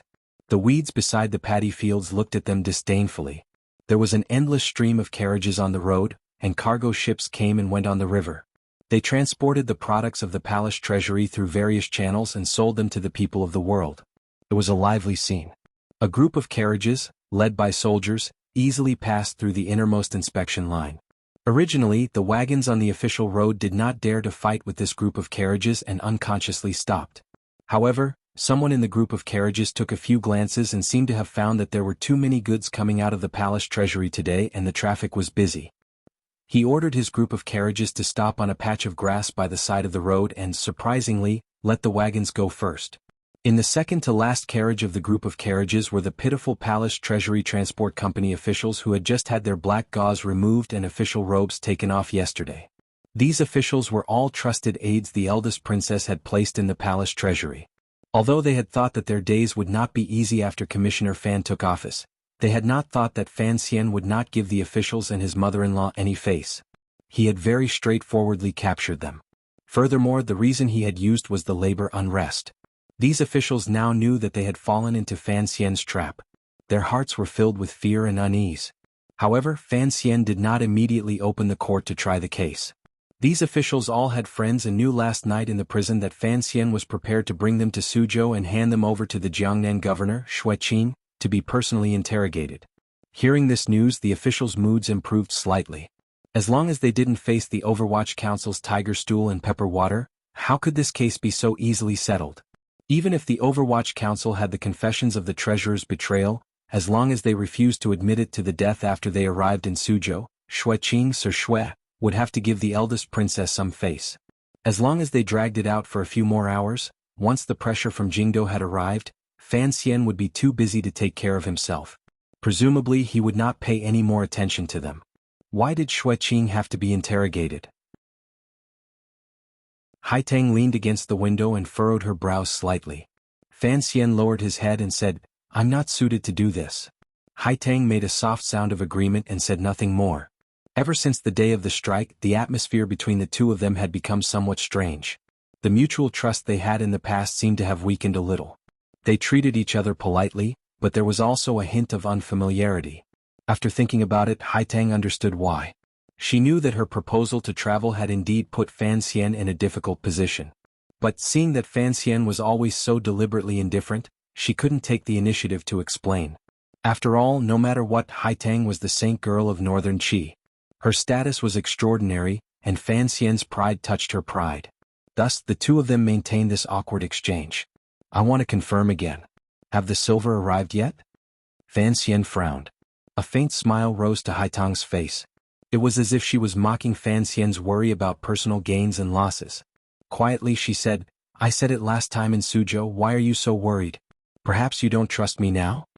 Fan Xian suddenly felt the atmosphere in the carriage was somewhat oppressive. In a low voice, he said a few words to Cece beside him and then lifted the curtain to disembark. Cece tilted her head slightly and looked curiously at Haitang. She didn't know how this famous girl had offended the young master. She had seen clearly these few days that although the young master and Haitang did not have any romantic feelings, at first their behavior was very much like that of a close friend of many years. These few days he had been a bit strange. Haitang was puzzled by Cece's gaze. She suddenly smiled and said, "What are you looking at?" Cece said without good humor, "You're only allowed to look at me, not me looking at you?" Haitang smiled and shook her head. Out of habit, she moved her hands to her waist and found that they were empty. These few days she had been wearing the clothes of a serving girl and not the patterned jacket she was used to wearing. There were no too large pockets in front of her. She gazed at Cece and teased, "I'm looking at you because I want to see what the girl Fan Xian likes looks like." These words were the truth. Haitang had always been confused. Her good friend C. Lily was clearly the most beautiful girl in the world. Why was Fan Xian able to maintain his calm in front of C. Lily and purposely maintain his distance? Even after that wild night, he did not have any longing for C. Lily. They had been in Jiangnan for dozens of days, yet Fan Xian had not asked her a single question, such as how C. Lily was doing recently. No matter how heartless a person was, he would not be so cold toward a beautiful girl he had shared a night with and the blessing of being in the same carriage. Thus, Haitang even began to suspect that Fan Xian had some hidden illness like the emperor. However, Fan Xian had taken Cece into his room. On this trip, Haitang knew that Cece, the serving girl, was someone in Fan Xian's room, so she felt it was strange. After looking at her these days, she still could not see what was so special about Cece. Her appearance was only dignified and delicate, far from C. Lily's soft charm and fullness. Hearing Haitang say the girl Fan Xian likes, Cece's face suddenly reddened. Using a voice as small as a mosquito, she replied, "How could the young master like me?" Haitang smiled bitterly and shook her head. "If he didn't like you, why would he take you into his room? Although Fan Xian is a cold-blooded and heartless person, I don't believe he would do something like this." Cece suddenly raised her face and revealed a proud and confident expression. "You are mistaken. The young master is the person who values relationships the most in the world." Relationships? Haitang savored these two words and remembered that Cece seemed to have served Fan Xian since he was a child. For a moment, she furrowed her brows and hesitated in her heart. Fan Xian was such a cold-blooded and heartless young official who took pleasure in scheming against others. Was he really a person who valued relationships? She sighed. Because there were no large pockets on her clothes, she could only regretfully roll up her two sleeves and ask, "Miss Cece, why were you staring at me earlier?" In reality, Cece had some conflicting feelings towards Hai Tang, who had been inseparable from the young master for the past few days. After all, she was not the young mistress and was an enemy of Northern Qi. But later, after interacting with her more like many people who had interacted with Hai Tang, Cece also easily liked this girl who was gentle in speech, bright in conduct and straightforward in temperament. Hai Tang was a person of noble status. Although her face appeared indifferent and she did not speak much, she treated people with sincerity. No matter what status someone had, she would treat them equally. Furthermore, it was a respect and equality that came from her bones, such as Cece, who was still a servant girl. Just this point alone made her surpass the rest of the world. Hearing Hai Tang's question, Cece couldn't help but cover her mouth and smile. Just as you think, I also want to see what the young master looks like. The carriage quieted down. Hai Tang opened her large, bright eyes and looked at Cece like she was looking at a cute little animal. A moment later, she put her hands in her sleeves and shrugged. Do the Hu people not kill people? The Western Hu and the Northern barbarians had slaughtered countless Chinese people over the centuries. Their evil reputation had spread far and wide. Cece replied firmly, impossible. Hai Tang blinked slowly and smiled. It's the same principle. A light breeze brushed past Fan Xian's face, telling him that it was spring. He closed his eyes and welcomed the breeze in his face. Smelling the scent of life in the wind, he was very pleased. The green leaves of the forest on the other side of the paddy field in front of him rustled in the wind. Suddenly his eyelids moved slightly. He heard a rustling sound coming from behind him. It was not the wind rustling through the trees, not sweeping the street, not throwing dice, not writing with the tip of a pencil, and not eating the mulberry leaves in spring. It was her walking. The village girl was walking. Fan Xian didn't open his eyes. Slowly he said, "Why is it impossible?" Hai Tang calmly walked to his side and used one word to express her question. Her lightness was very much like the blind man's question to Qin Pingping many years ago. The corner of Fan Xian's mouth twitched. Why do you think it's impossible for me to like you? According to the council, the Empress Dowager of Northern Qi is already anxious about your marriage. Hai Tang put her hands in her sleeves and stood by his side. Looking at the cattle in the paddy field in front of them, she smiled slightly. She knew that her conversation with Cece in the carriage had been completely heard by him. She opened her mouth and said, "Looks like your Jinchi has recovered well." Fan Xian opened his eyes and stared at a little bird that had landed on the back of a cattle. With a smile, he asked, "What I'm asking is, why it's impossible for me to like you?" Hai Tang turned her head to glance at him and found that he was asking this question very seriously. She couldn't help but reply helplessly, "I always like to be so flowery, but I can't really take advantage of you." Fan Xian was silent. He thought of the conversation he had with Seventh Yi yesterday. After his rebirth, there were many things he could only do and not say. However, with Hai Tang, it seemed that he could only say it and not do it. He couldn't help smiling and said, "I'm just curious as to why you're so sure." Hai Tang smiled slightly and said, "In Shangjing you once said that all men or perhaps male animals think with the lower half of their bodies. I don't think I have that kind of appearance to attract your attention. After all, my identity is different. You have restraints and you can't gain any benefits. How could you like me?" Hai Tang was the sage girl of Northern Qi, and Fan Xian was a powerful official of the Qin kingdom. The two of them could interact as friends. If they were to become a couple, the Northern Qi Empress Dowager and the Qing Emperor would certainly not allow such a thing to happen. On the contrary, it would bring harm to their plans. However, Fan Xian was not thinking of this. He mockingly said, "Liking such a thing has nothing to do with benefits. I've found that in just half a year, your temperament has changed a great deal from before." When they were in Hangzhou, Fan Xian seemed to have said these words to Hai Tang. Hai Tang was silent for a moment and then slowly said, "Tianyi Dao pays attention to the connection between heaven and man, the world above and the people below. I had originally thought that these things could be done naturally. However, in this half a year, I've been entangled in many plans. It is very different from the way of our sect, so it is inevitable that I am not used to it." Fan Xian nodded slightly and said in agreement, "This kind of scheming is indeed only suitable for people like me. You should go back to being a village girl, a job with a future." He thought of something inside. "Speaking of which, your temperament is not harmonious. In the end, it is my problem. If I hadn't pulled you into the situation when we were in Shangjing, perhaps you would still be raising chickens and playing with donkeys in the garden." He turned to Hai Tang and smiled slightly. "Does this count as me leading you into the demonic path?" "What is the demonic path?" Hai Tang replied calmly. It is only a demon in one's heart. With desires comes loss. Although my desires appear grand, they still have losses. This is the so-called way of nature. Fan Xian asked, then you still persist? Of course, Hai Tang said quietly. And Ji, you once said something that resonates deeply with my heart. What did you say? In this world there has never been a good war or a bad peace. Hai Tang smiled slightly. For this goal I am willing to help you. Fan Xian once again sank into silence. He looked at the scene in front of him in a daze. He saw that the bird, perhaps on the mud-covered body of the ox, did not find any parasites to fill its stomach, so it flew away with a whoosh. Actually, you don't have to feel too inferior. Fan Xian turned his head to look at Hai Tang. Very seriously he said, I've always felt that you look very dignified. Hai Tang was speechless.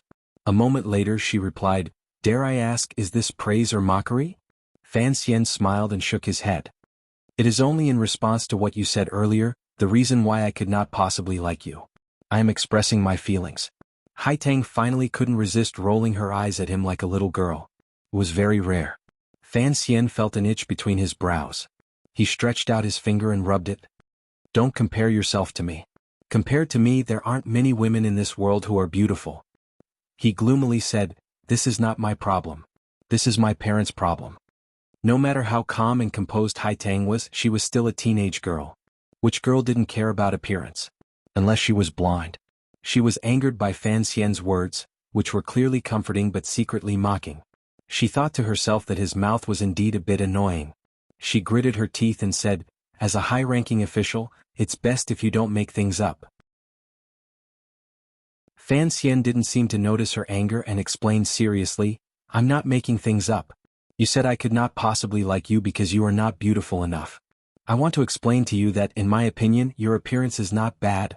Hai Tang was slightly startled. Fan Xian's next words came very quickly. After all, there are precedents. The people of Jingdo all say that my wife is only delicate and pretty. In my opinion, Wan is the most beautiful woman in the world. He shook his head and sighed. My sense of beauty is probably not the same as most people in this world. These words finally poisoned Hai Tang. She gave a muffled grunt, took out her hands from her sleeves and swept them away. With a sweep of her sleeves, the grass on the grass flew wildly. The wind moved without reason. It was forceful. Presumably, this sweep contained the supreme Jinqi of Tianyi Dao. Fan Xian raised his hand to cover his eyes. He was very wretched in the grass. He swayed back and forth as if he could fall to the ground at any moment. Yet, his incomparably joyful laughter rang out from the grass that filled the air. The wind stopped and the grass fell. Hai Tang stood quietly to the side with a glimmer of mockery on her face. Looking at him, she said mockingly, after humiliating me, have you vented the anger from 2 days ago? Fan Xian sighed and smiled slightly. Duo, are you still breathing? This was the first time he had referred to her as Duo after the strike. After a moment of surprise, Hai Tang slowly turned and walked toward the carriage. The swordsman of the 6th Bureau in the carriage had long gotten off to stand guard. The tiger guards with Gao Da in the lead watched Hai Tang cautiously. After all, Fan Xian's subordinates didn't know what had happened during the earlier gust of grass. They were afraid that Hai Tang would suddenly attack. Fan Xian followed and smiled slightly. Don't be in a hurry to get on the carriage. Walk with me. He waved his hand to have Gao Da and the others retreat. After giving them a few more orders, he took Hai Tang and walked side by side along the woodland beside the road. The two of them walked side by side. There was already a long distance between them and the group of carriages. Sunlight shone through the spring forest above their heads. Strands of light intersected and transformed into all kinds of beautiful spots of light, shining on their clothes. I am a person who cares a lot about trust, Fan Xian said calmly. Perhaps it is because it is very difficult for me to find someone worthy of trust in this life, so I was a bit disappointed that you wanted to leave the manor that day. Hai Tang lowered her head slightly and didn't explain anything. Instead, she said straightforwardly, Duo is also a person who cares a lot about this matter. After all, you and I belong to 2 different countries. If there is no trust, it would be very difficult to accomplish anything. Once the words were out, it was relatively simple. However, asking Hai Tang if she wanted to go to the workshop to peep or if Fan Xian had misunderstood this girl was already a very unnecessary matter. Since the trust between the two of them had been restored to a certain extent through Fan Xian's sharp tongue, bringing up old matters again would seem very stupid. The two of them walked forward side by side. Haitang glanced at him out of the corner of her eye and furrowed her brows. Her hands were still in her sleeves. It was not as comfortable as Fan Xian putting them in his large pockets. Fan Xian quietly explained, I had Cici add 2 pockets to the Overwatch Council uniform. Haitang smiled slightly and sighed with some regret. In the woodland beside the official road, a rustling sound rose again. This pair of man and woman who did not have a personal relationship but were particularly demanding of each other's trust, were just like half a year ago in the royal palace in Shangjing in northern Qi. They naturally dragged their heels and walked lazily on the road beside the Yuchuan River. In front and behind them was a scene of spring. The leaves above their heads were tender and lovely. How do you plan on dealing with the Ming family? Haitang asked quietly. Fan Xian's eyebrows twitched slightly and said, there are a total of 16 projects in the palace treasury's opening bid. In the past, the Chui and Ming families took up 14 projects. Now that the Chui family has fallen, there are about 6 spots left. I have already arranged for people to take them over. After Xia has pretty much gathered up the remnants of the Chui family's business in the north and the south will come together and the roads will open up again. As long as your commander of the guard doesn't mess around, there will be no problems with the goods the palace treasury sends to the north. As for how much of my own goods I can get, that will depend on how much control I have over the palace treasury. This was the agreement between him and the northern Qi emperor. Haitang had come south to keep an eye on this matter and that large sum of silver. Haitang was silent for a moment and then said, even if you can completely control the palace treasury in a short amount of time, if the amount you send to the north, according to the agreement, it will be more than what the eldest princess has sent in the past. How can you guarantee the amount you send to the Qing court? I'm worried that you won't be able to explain it to the Qing emperor. Before I came this time, the emperor asked me to bring you a message. Since it is impossible to satisfy the needs of the north this year, we can postpone it for 2 years until you have a stable footing. After all, this is a long-term plan. He hadn't thought that the northern Qi emperor would be so considerate of him. He couldn't resist smiling and saying, we'll see how it goes. As long as the palace treasury's output this year is significantly higher than in previous years, it will be easy for me to explain it to the court. Haitang glanced at him and asked with confusion, where will this increase come from? Fan Xian calmly replied, first of course the output of the various workshops in the palace treasury has to increase. After the new source is created, there will be the old shopkeeper, Su Wen Mao, and the old Ministry of Revenue officials my father sent to tamper with the accounts. You also know that the one overseeing the palace treasury is me. It won't be too difficult for me to wipe away the traces. Second, I plan to take a big bite out of the Ming family and dig out this large family's wealth to offer with both hands to the emperor. The emperor will certainly be very happy. He returned to the question Haitang had asked at the very beginning. How exactly did he plan to deal with the Ming family? Hearing his tone, Haitang didn't seem to be prepared to wipe out the Ming family in a short amount of time. She was a little surprised and asked, you can tolerate the Ming family? I have no choice at least for this year, Fan Xian said with a self-mocking smile. Fan Xian smiled self-mockingly and said, the Chui family's foundation is too shallow. Their battle lines are spread too far so the Overwatch Council can succeed in one battle. However, the Ming family is a century-old family. Long before the palace treasury they were a famous Jiangnan family. Their foundation is very solid. A large family of tens of thousands of people, who knows how many of them are officials in court. If we use thunderous methods to deal with them, I'm afraid Jiangnan Road will fall into chaos. The most important thing is, the eldest princess, crown prince and second prince all have shares in it. Perhaps you won't believe it, but even the Fan family has a position in it. Furthermore, they send heavy gifts to Jingdo every year. The various ministries and even the Bureau of Military Affairs have a very good impression of the Ming family. They have always kept a low profile. You have also seen young Master Ming. He is a very steady person in the way he does things, and he does not have a bad reputation among the people. If we want to touch them, it will be very difficult.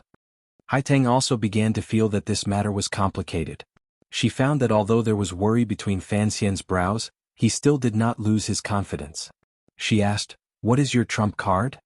My trump card is the emperor, Fan Xian said seriously. The Ming family stole silver from the palace treasury and gave a portion to the princess, princes and officials. Everyone in the world likes the Ming family but the emperor doesn't like it. But the emperor does not like it because the Ming family stole his silver. Not counting the words below, First of all, I sincerely request for monthly tickets because old sixth position is very dangerous. 3,000 RMB. At this time I have to take the night train to Guangzhou and arrive tomorrow. It's just that the journey will be long and I have to pack up and make arrangements, so the updates for the next few days will be a little less messy. Please understand. Why do I have to go out? It's not that I have anything to do, it's just that I'm getting moldy from sitting at home. I need a change of environment and adjust my state of mind. Perhaps everyone doesn't understand the feeling of sitting alone at home from body to brain. Ever since I started writing the Qingyu year, my life has become rigid. Every day I stay at home, sit and occasionally go out, but I don't dare to drink. A life without the word presumptuous is very depressing. Lying on the bed, Wu Zhu and Fan Xian were still fighting in their heads. At 30 years of life, they finally understood the feeling of insomnia. Of course, I think this is a necessary professional attitude and occupational disease for writers. Other than a professional attitude, I need to adjust, so I decided to stay in Canton for a few days. It won't be too long and it won't affect my writing. I just need to go out for a walk. The friend who wrote The Evil Ming is also in the same predicament, but he doesn't have time to drink with me. I also don't dare go to his place, so I can only go south. I hope everyone's body and spirit are not sub-healthy and smile more in life. In the end, I still firmly extended my hand to ask for a monthly ticket.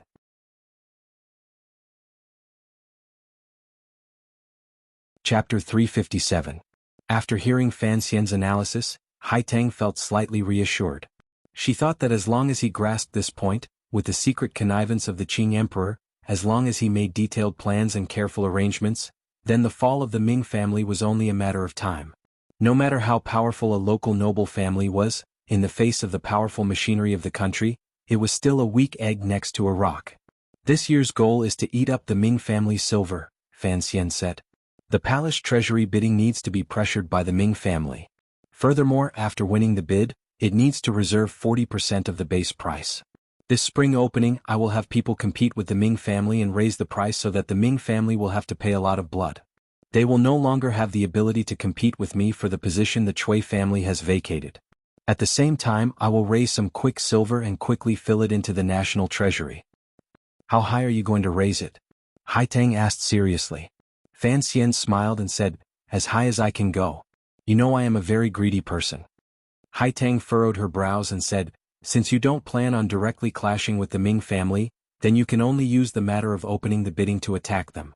However, raising the price is not like shouting numbers into a dice box in a gambling den. If you raise the price too high and directly take it from the Ming family's hands. 16 items in the 3 large workshops of the palace treasury, 40% of the silver. Calculate how much silver you will need. How will you get it? It is clear bidding, Fan Xian explained. In order to prevent officials and merchants from secretly colluding, the palace treasury has always used clear bidding for the spring opening. Coincidentally, this has given me an opportunity. Since everything is done in the open, naturally I will. He thought for a bit and did not continue to hide anything. In a quiet voice he said, I will have Xia Qifei name a suitable price and then let the Ming family know. Xia Qifei? Haitang was slightly surprised. The head of the Jiangnan water bandits, a famous figure on the Jianghu. How could he listen to your arrangements to fight against the Ming family? You have to know that he was born and raised in Jiangnan. As for Xia Qifei's past, Fan Xian would not continue to explain. He only indicated that Xia Qifei was already one of his people. He then explained the problem of silver. Just as you said, the silver we have on hand is not enough to completely swallow up all 16 items of the palace treasury. Naturally, a portion of it has to be left for the Ming family. For one, it is to appease the other party. For another, it is to use that enormous sum of silver to trap the Ming family in Jiangnan and make it impossible for them to escape. Haitang asked curiously, how can you be sure the Ming family won't cut their losses? These past few years they have already earned too much money. This time, anyone with a discerning eye knows that you have come to Jiangnan to deal with them. If you let Xia Qifei shout out a jaw-dropping high price, what if that old Ming master claps his hands and decides to stop playing? Wouldn't you suffer a loss in silence? Without a deposit, the Qing court will certainly not let Xia Qifei off easy. Fan Xian smiled coldly. Even if the Ming family vomits blood this year, they must still win the palace treasury bid. So what if their family has tens of thousands of acres of fertile land? In the end, they are just inanimate objects. How can they compare to the living water, fish and grass of the palace treasury? Furthermore, this matter involves the interests of the members of the royal family in Jingdo. If the Ming family wants to send out silver and protect the eldest princess' face and interests, they must continue to stay in the palace treasury. He gazed at the slowly rising black smoke in the forest and narrowed his eyes. Merchants in the end are just puppets. The Ming family produces pirates to rob the treasures of the palace treasury and then turn around to take money from the court. They are vicious and merciless. Once they stop, those people in Jingdo will have no income. How could they let them go in their anger and humiliation? At that time, I won't even have to make a move. They will collapse. Thus, no matter what, the Ming family must control a large portion of the palace treasury goods this year. First, they will stabilize for a year or two. Then, they will see how the bloodless but particularly sinister struggle in Jingdo will develop. That sum of silver, are you going to transfer it to Xia Qifei? This was a question that Hai Tang was very concerned about. Fan Xian nodded. A portion. Although father has prepared some for me, once the palace treasury opens, everyone is watching me and the treasury of the Ministry of Revenue. The eldest princess has probably long guessed this source of income of mine. If I truly use the Ministry of Revenue's stored silver to fight this battle with the Ming family, I'm afraid if I'm not careful, I will lose everything. He self-mockingly said, using the silver of the national treasury is a crime that can get my entire family beheaded. I'm cowardly. Hai Tang heard him admit he was cowardly and shook her head non-committally. In a quiet voice she asked, but using Taiping Money House to transfer silver over? The background of Taiping Money House is Dongi. Aren't you afraid they will notice something? Fan Xian glanced at her and slowly said, this is the arrangement of your emperor. Perhaps even you would not have thought of it. A month after the Nyolan Street incident 2 years ago, the silver of the Northern Qi Palace treasury began to flow slowly and unobtrusively into the Taiping Money House through dozens of channels. No one knows how many twists and turns there were before the silver was moved to Jiangnan. Hai Tang was startled and speechless. Fan Xian continued, I had the help of the Overwatch Council and the Ministry of Revenue, but I still did not detect the direction of these dozens of sums of silver. Furthermore, although that sum of silver was large, it was not particularly eye-catching in Taiping Money House, the #1 bank in the world. I think Dongi certainly did not notice it. Hai Tang shook her head in disbelief and said, wait, you're saying, this sum of silver was moved 2 years ago by the emperor to Jiangnan? How is that possible? I only learned of this in September last year, and there has been no news of it in Shangjing. Correct. A glimmer of admiration and wariness flashed through Fan Xian's eyes. I only went to investigate again after you told me everything. In the end I didn't find anything. I only faintly found that the time when those dozens of sums of silver entered Taiping Money House was 2 years ago. 2 years ago? Hai Tang furrowed her brows. You had only just entered Jingdo. How could the emperor guess that you would be in charge of the palace treasury in 2 years? How could he know that he would join hands with you and gobble up the palace treasury's marketing rights? Fan Xian said self-mockingly, at that time, I was just a nameless illegitimate child in Count Sinan's manor. He sighed faintly and said, perhaps it was the Nyolan Street incident that made your little emperor confirm that the eldest princess wanted to kill me. Furthermore, from various intelligence reports, he determined that I would be in charge of the Qing National Treasury. As for what happened afterward, perhaps it was just his analysis. Since there was no way for the eldest princess and I to work together, then I had to cut off the eldest princess's arm. The Chui family? The Ming family? No wonder at the end of last year, our two sides were able to deal with the Chui family so smoothly. Fan Xian furrowed his brows and said, but your emperor, how could he have guessed that I would use this move against the Ming family? If you want to say that he calculated to this point, I can only give him one sentence. Hai Tang had still not shaken off her shock. She had truly not thought that the young emperor with whom she had grown up and who often called her aunt disciple,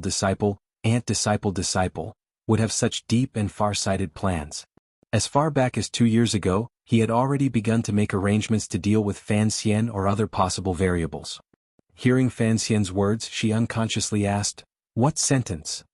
It seems that your lord's wisdom is truly close to that of a demon, Fan Xian said gently. Fan Xian said in a gentle voice, he began planning 2 years ago. The development of the world has not deviated much from his guesses. Even if the emperor had decided to clean up the palace treasury and had not used me, the me that you Northern Qi can fully trust, I'm afraid he still had a way to change the face of this silver and participate in the opening of the palace treasury bidding this time. It was not until now that Fan Xian somewhat gloomily admitted that he had indeed underestimated the young ruler in the north. Regarding the palace treasury, the most dazzling golden pheasant in the world, because the Qing kingdom guarded it very closely, no other country could do anything about it. They had tried to steal its craftsmanship for a dozen years without success. Who would have thought that the Northern Qi Emperor would be so unconventional and play such a trick? For the Northern Qi Emperor, since he couldn't steal your family's treasures as a thief and couldn't beat your family's guards as a bandit, then he would shake his body and become a nameless capital merchant. He would mingle in the process of your family's treasures. Although he wouldn't be able to get the first bite, he wouldn't just eat scraps. However, in this arrangement of the world, Fan Xian, a variable that surprised the Northern Qi people, later appeared, so the Northern Qi Emperor became more and more generous and steady. Fan Xian sighed. In this world there were many extremely intelligent and astute people. In comparison, he, an internationalist, carried too much of an idealist. Are you angry? Haitang looked at his expression and asked probingly. Fan Xian smiled slightly and shook his head. If your emperor had been hiding this matter from me, of course I would be angry. But now he must cooperate with me, so what is there for me to be angry about? Right now, it is as if he has used all of this money as a hostage and handed it into my hands. This is enough to exchange for my trust in him. Haitang sighed and said, You are not a person who trusts others easily. Fan Xian lowered his head and slowly said, Trust is mutual. I am just curious as to why your emperor trusts me so much. You have to know that in the future, if the two countries become hostile or if I have other thoughts, then I can eat his silver at any time and cut off his goods. He has no chance of turning the tables. He raised his head and looked into Haitang's eyes that were as bright as a clear lake. In a quiet voice he said, I have some misgivings about this sudden trust. Haitang was silent and thought for a moment. Suddenly she smiled and said, When I mentioned this sum of silver to you in the letter, it seems that is when the rumors of your past will appear in the world. Fan Xian looked at her with confusion. What is the connection? Haitang smiled slightly and said, Perhaps in the emperor's view, since you are a descendant of the Yi family, then you will not be satisfied with being a powerful official of the Qing kingdom. Furthermore, your vision will not be limited to the borders of the country. Everything that the Qing kingdom can give you, the Qi kingdom can give you. The emperor probably has other intentions. She didn't finish her words, but Fan Xian already understood. He shook his head self-mockingly and said, Thank you for your emperor's good intentions, but I don't want to frown and face thousands of fingers. Haitang smiled and said, It's rare for me to be in the mood to write poetry. I will not bow my head and be a willing ox, Fan Xian said lightly. Fan Xian lightly said, Besides, your emperor should have known later that I was also a genuine Qing prince. There are many princes in this world, but of the descendants of the Yi family, there is only you, Haitang said lightly and gently, but she clearly understood Northern Qi's meaning. Fan Xian smiled and did not continue this topic. He was at the height of his glory in the Qing kingdom. Although there were a few women in the palace and 2 princes in Jingdo, which he had some difficulty dealing with, the emperor was playing the role of a loving father. He could not find a convincing reason to consider Northern Qi's invitation. Let's go back to the beginning, Fan Xian said. Why can't you like me? Why can't I like you? Haitang was dumbfounded and angry. She wondered why this person was always entangled in this matter. In a cold voice she said, Duo has never cared about the matters between men and women. In the realm of love there is no difference between big and small, but there is a difference between up and down. I do not seek to destroy my feelings, but I will not consider this problem. Fan Xian understood that the girl was expressing the meaning of putting the people of the world first. With slight mockery he said, Worrying about the worries of the world first? Isn't it too boring to live like this? Your emperor still has a hat to play with. He didn't say what color the hat was. Suddenly he smiled brightly and said, Duo. Haitang stopped her steps and tilted her head to look at him. She was dazzled by the gentle smile on Fan Xian's delicate face. She couldn't resist sighing and asked, What is it? It is also possible that the Hu people don't kill, Fan Xian said seriously. Haitang knew he was talking about the words she had used to shut Cici's mouth in the carriage earlier. She couldn't help feeling bitter, but she still replied quietly, Is that so? Perhaps neither the people of Northern Qi nor the Qing kingdom will believe it. Fan Xian said gently, Of course, it is possible that the Hu people don't kill people if they have all been turned into dead people by us. Haitang was startled and laughed in spite of herself without rhyme or reason. Fan Xian said quietly, Using the same logic, it is also possible that I like you, and it is also possible that you like me. Haitang mockingly said, wait until we are all dead? No, Fan Xian explained seriously. Wait until everyone else in this world is dead. Haitang had no choice and said, everyone is dead, leaving just the two of us standing by the river enjoying the wind. Fan Xian raised his head and thought for a while before nodding. It does seem to be meaningless. Then he took out both hands from his pockets and held Haitang's hands. Under the girl's slightly startled gaze, he gently rubbed them. He smiled warmly and said, since it is meaningless, then don't think about it. The weather is still cold and you're wearing a servant girl's clothes. I'm afraid your hands will freeze. Their four hands clasped together. Firmness and gentleness melded in a patch of warmth. The rumbling of the carriage wheels came from behind the two of them. There was a glimmer of amusement in Haitang's eyes. She didn't pull her hands out. On the contrary, she tilted her head slightly and looked at Fan Xian. Are you purposely letting others see? Fan Xian half lowered his head and blinked his eyelashes slightly. In a quiet voice, he replied, in order to convince my emperor that I brought you to Jiangnan for a reason, in order for the mutual trust between your emperor and me to have a firmer foundation, we must both be closer. Haitang looked at him with a not quite there smile. In the end, Fan Xian said seriously, of course your hands are still very comfortable to hold. You often do farm work, but there are no calluses. Student Kitty has already arrived in Guangzhou, but everyone, don't worry. The updates will not stop these 2 days. Carrot at the same time, he also wants me to express sincere and strong thanks to everyone on his behalf. His monthly votes have soared overnight. He can be at ease, haha. By Jessiphy. To be continued. If you want to know what happens next, please log on to www.cmfu.com. There are more chapters. Support the author and support genuine reading.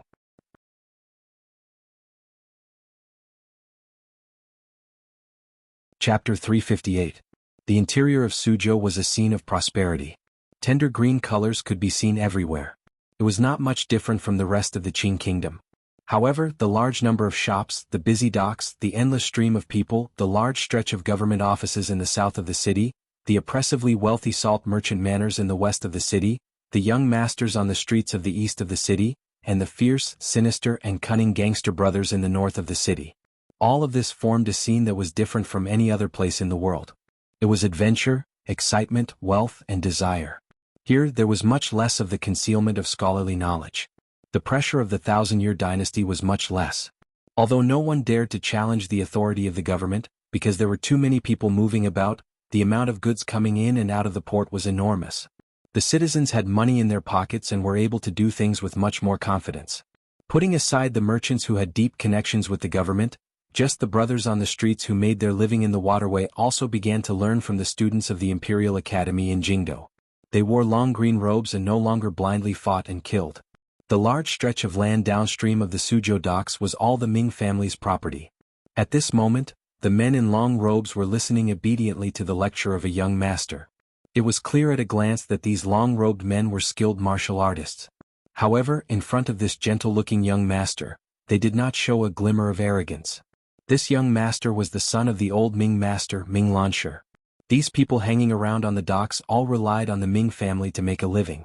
They could be considered half-servants.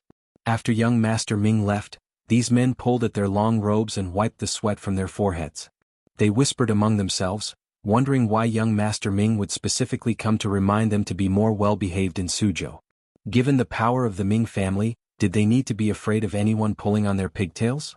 The governor did have this ability, but had the old Ming master not fed him enough these few years?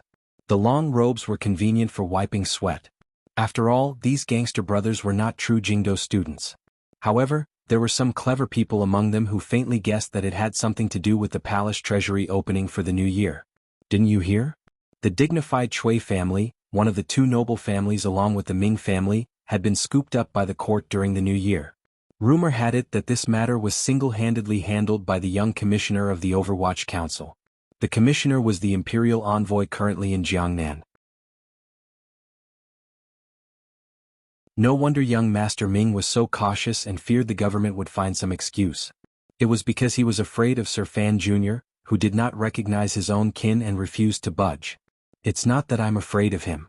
Ming Lansher was sitting in the carriage. He could no longer maintain the calm he had in front of outsiders and his subordinates.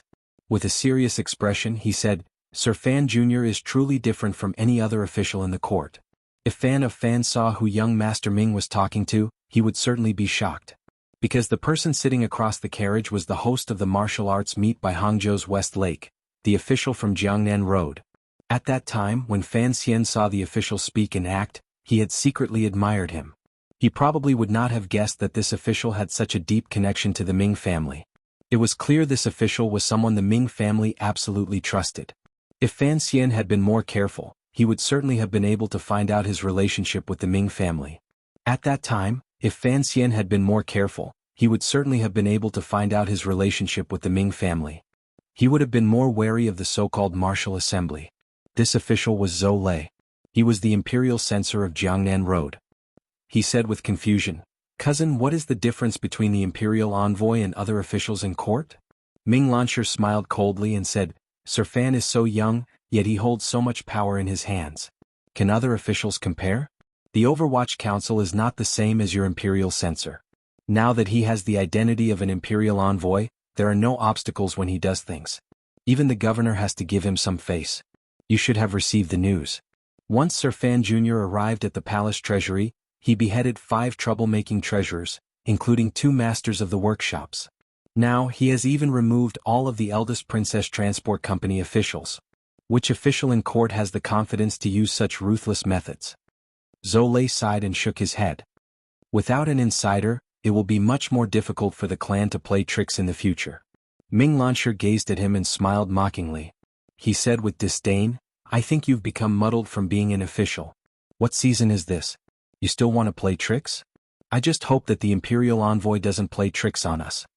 In the tower upstairs by West Lake, Ming Lansher had been very respectful toward this court official in front of him. Yet he did not give him any face at all. Yet Zhou Lei seemed to be used to this kind of tone. Just from this scene, it could be seen how much power the Ming family was hiding in court. Zhou Lei's brows furrowed in worry. But the imperial envoy's trip to Jiangnan this time is clearly aimed at the clan. Does the old man have any plans? Ming Lansher smiled bitterly and shook his head. This is what I said earlier. Sir Fan is different from other officials. Normal methods will not work. If it was any other high-ranking official coming to Jiangnan, the Ming family has plenty of ways to deal with them. Yet it has fallen on Sir Fan Jr. Our usual methods are completely useless. Zhou Lei probingly said, "There are no officials in this world who are not greedy." Ming Lansher's eyes narrowed. It was as if he had thought of something that chilled his heart. After a moment of silence, he faintly said, "This is the most common method, but it is usually the most effective method.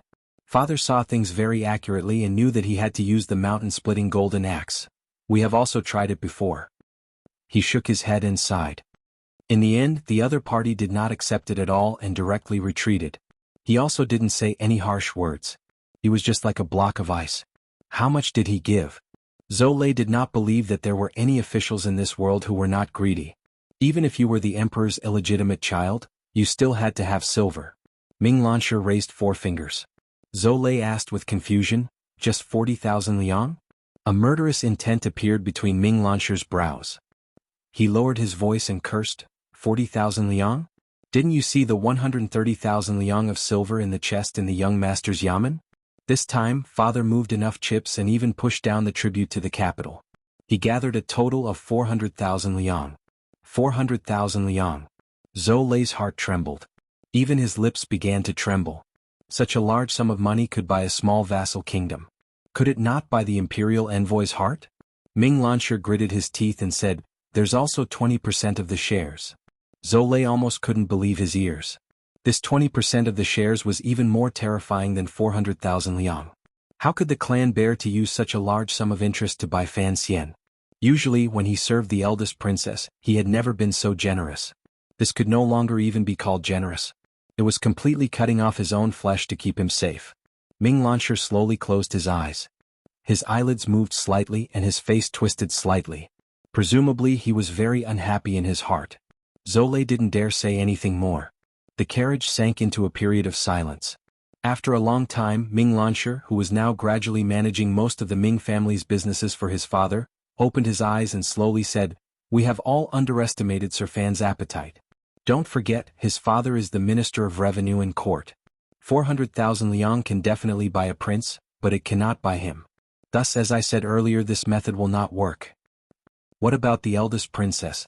Zhou Lei asked with slight hatred. The Ming family has done so much for her. She can't just watch and not do anything, can she? Ming Lansher thought for a while and quietly said, when dealing with officials, if you can't buy them, you will be slandering them. From the center to the limbs, you will have to work hard in Jingdo. In the court, you will have to scheme against the various officials. Unfortunately, this method doesn't seem to be effective. What? Zhou Lei was shocked. Ming Lansher said self-mockingly, what kind of person is Sir Fan? He has Director Qin and Minister Fan behind him. Although Prime Minister Lin has retired a long time ago, his power still remains. As long as the Emperor does not show any inclination, which official would dare to follow our wishes and submit a memorial against him? The Imperial Censorate has done it twice, but unfortunately, they were beaten cold-hearted by the Emperor's cane. Zhou Lei thought for a bit and then shook his head. Today is different from the past. Sir Fan is far away in Jiangnan and has no time to defend himself. He is also far away from the Overwatch Council, so his reaction will certainly not be as fast as it was in the past. Even if his relationship with the Emperor is not normal, even if he is a proper prince, it is impossible for him to cause trouble in Jiangnan and not be summoned back to Jingdo. If we cause trouble, perhaps the Emperor will summon Sir Fan back. Ming Lansher mockingly said, this is the weakness of you officials when you look at problems. You always keep your eyes on official rank and identity. Correct? Even if a proper prince comes to Jiangnan, the Ming family has a way to send him back with his tail between his legs. Fan Xian is only the Emperor's illegitimate child, so it seems that we should not be afraid. However, the way the clan looks at problems is different from the way the officials look at problems. In our eyes, Sir Fan has power, soldiers, money, and a good reputation. Yet he is also ruthless. Even if he has some stains, they have been completely wiped clean by the court's Overwatch Council, which is responsible for magnifying the stains. No one can catch him. Who can swallow such a smooth pebble? He is much more difficult to deal with than any royal highness. If we really incite the Jiangnan people to make trouble as you wish. Ming Lansher smiled coldly. Do you believe that Fan Xian would dare to move the Black Knights into Suzhou and directly wipe out the Ming family? Zhou Lei sucked in a cold breath and said hesitantly, no way? Does he really not care about the face of the court at all? The Qing laws are not written for fun. He is a madman. Ming Lansher gritted his teeth and cursed in a low voice. A seemingly cultured and refined madman. If you can avoid provoking him, then provoke him. Unless you have the confidence to make him disappear from this world. Zhou Lei suddenly quieted down. A moment later he faintly said, the martial assembly? This was the Ming family's secret control of the Jiangnan martial arts world. They only wore the cloak of the court, so the Ming family did not control too many Jianghu aces. However, they had, after all, used Zhou Lei to control a group of fugitives. At this moment he found that the Ming family could not do anything to the pebble-like imperial envoy. A vicious thought flashed through his heart and he brought up this matter. Ming Lansher looked pitifully at Zhou Lei like he was looking at an idiot. Do you not know that Sir Fan himself is a 9th level ace? Do you not know that the Emperor has sent a group of the most elite Tiger Guards to him? Do you not know that the 6th Bureau swordsmen who specialize in assassinations in the Overwatch Council never leave his side? Do you not know that Northern Chi's Haitang once lived with him in Hangzhou for a period of time? Ming Lansher's voice grew louder and louder. He felt more and more that this normally shrewd brother official was truly an idiot today. He scolded, just that martial assembly? Master Yun, whom father had invited from Dongyi, had only caught a glimpse of him by West Lake before he was stabbed by someone. Presently, those useless aces in Dongyi are being chased around like stray dogs by those strange people. That is Yun Jilan. Dongyi.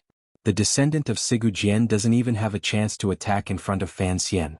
Do you think these Jiangnan martial artists can kill him? Zhou Lei's face alternated between green and white. Only now did he realize that Fan Xian was not as simple as just a powerful official. In the present world, Fan Xian was definitely one of the wealthiest people. Those who were richer than him were not as powerful as him. Those who were more powerful than him were not as powerful as him. Those who were more powerful than him were not as shameless as him.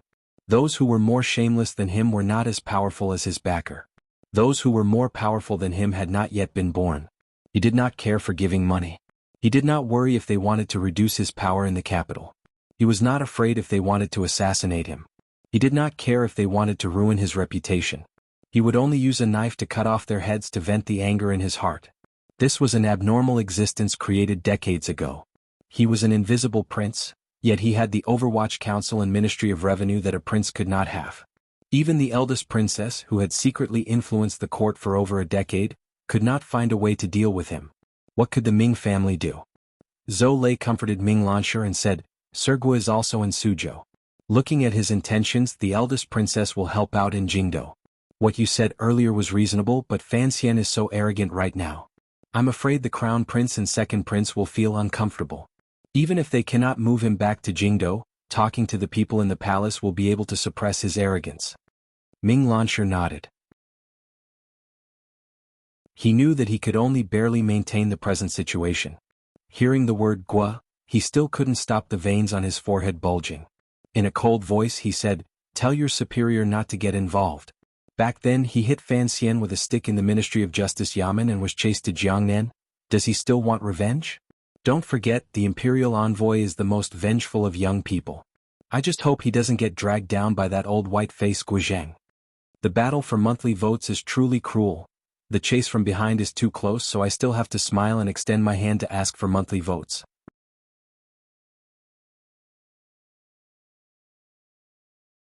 Chapter 359. There are actually mosquitoes in Guangzhou.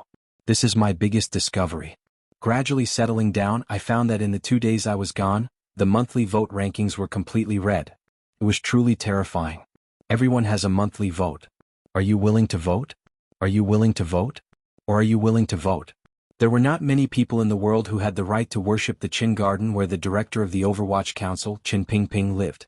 In their eyes, the Li Palace in Xinyang, the Sword Hut in Donggu City, and the Ming Garden of the Jiangnan Ming family were the 3 most beautiful and wealthiest privately owned buildings in the world.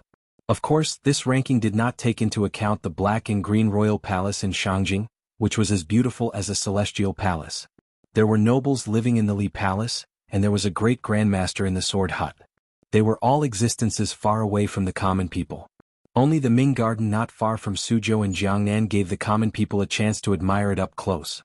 The Ming family never used their power to bully others, and they did not purposely maintain the mystery of a noble family. Thus, many Jiangnan scholars and tourists from afar would all follow the wide road through the woods after they finished strolling through Suzhou. They would circle around to the outside of the city and look at the beautiful garden from a distance. Although they could not play up close, looking at it from a distance was enough to entertain the eyes. The Ming family was low-key and not mysterious. Thus, this Ming Garden, which had been built for nearly 40 years, still maintained the deep imprint of their family. Every brick and tile, every grass and tree, every step and pavilion, was not extravagant or eye-catching.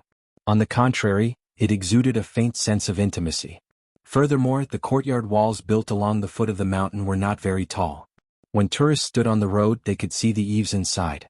If they stood closer, they could even hear the sound of flowing water inside.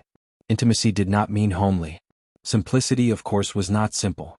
In the eyes of those who truly knew the ropes, they would certainly be able to see that every detail in this pampered garden was impeccable. Each material and design was ingenious.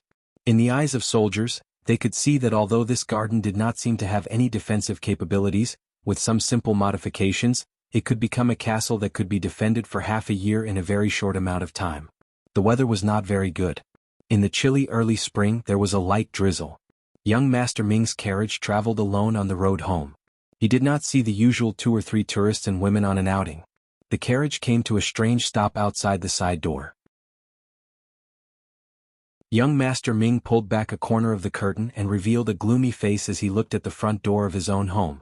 It seemed to be sending off a guest. A middle-aged man wearing official robes walked into his carriage with a face full of anger. Ming Lansher put down the curtain and turned his head to look at Zhou Lei. He said angrily, "Speak of Guizheng, Guizheng will arrive.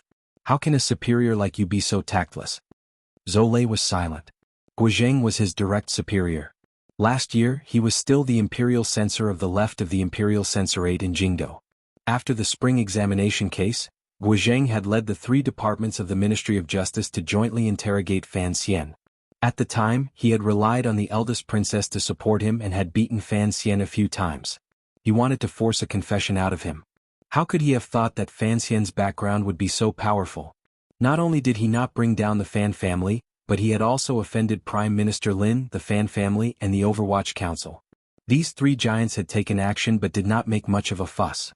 They had easily caused the Minister of Justice Han Jiwei to lose his position. At the same time they had sent Guizheng to Jiangnan. The biggest loss Imperial Censor Guizheng had suffered in this life was because of Fan Xian, so he had always held a grudge. Now that Fan Xian had come to Jiangnan, it looked like Guizheng wanted to incite the Ming family to oppose the imperial envoy. That was why Ming Lansher's expression was so ugly. He thought to himself that old man Guo had moved because of a personal grudge. Today he had come to his home. He was probably here to exert pressure again. "Father, I have already given the order." Ming Lansher respectfully stood at the bottom of the stone steps in a corner of the little courtyard in Ming Garden and reported into the room. The slightly tired and comforting voice of the current master of the Ming family, Ming Qingda, came out of the room. "Good, no matter what, you have to endure this year. Not only did the people of the clan warn us not to let the government catch us, but, Lansher, you have always been calm. Now you have to be even more careful." Ming Lansher hurriedly nodded his head in acknowledgement. Ming Qingda slowly walked out of the room with a trace of tiredness on his face. "Did you see Guizheng earlier?" Ming Lansher furrowed his brows and replied, "Yes, father. If he came so openly, I'm afraid he will fall into the eyes of the imperial envoy." Ming Qingda laughed bitterly. "Never mind. The mark on our bodies is already deep enough. If we want to tear off our relationship with that side now, it is impossible. No one will believe us. Don't think about these problems anymore." Did he come himself, or did he represent those people in the capital?" Ming Lansher asked hesitantly. Hearing these words, the wrinkles at the corners of Ming Qingda's eyes deepened.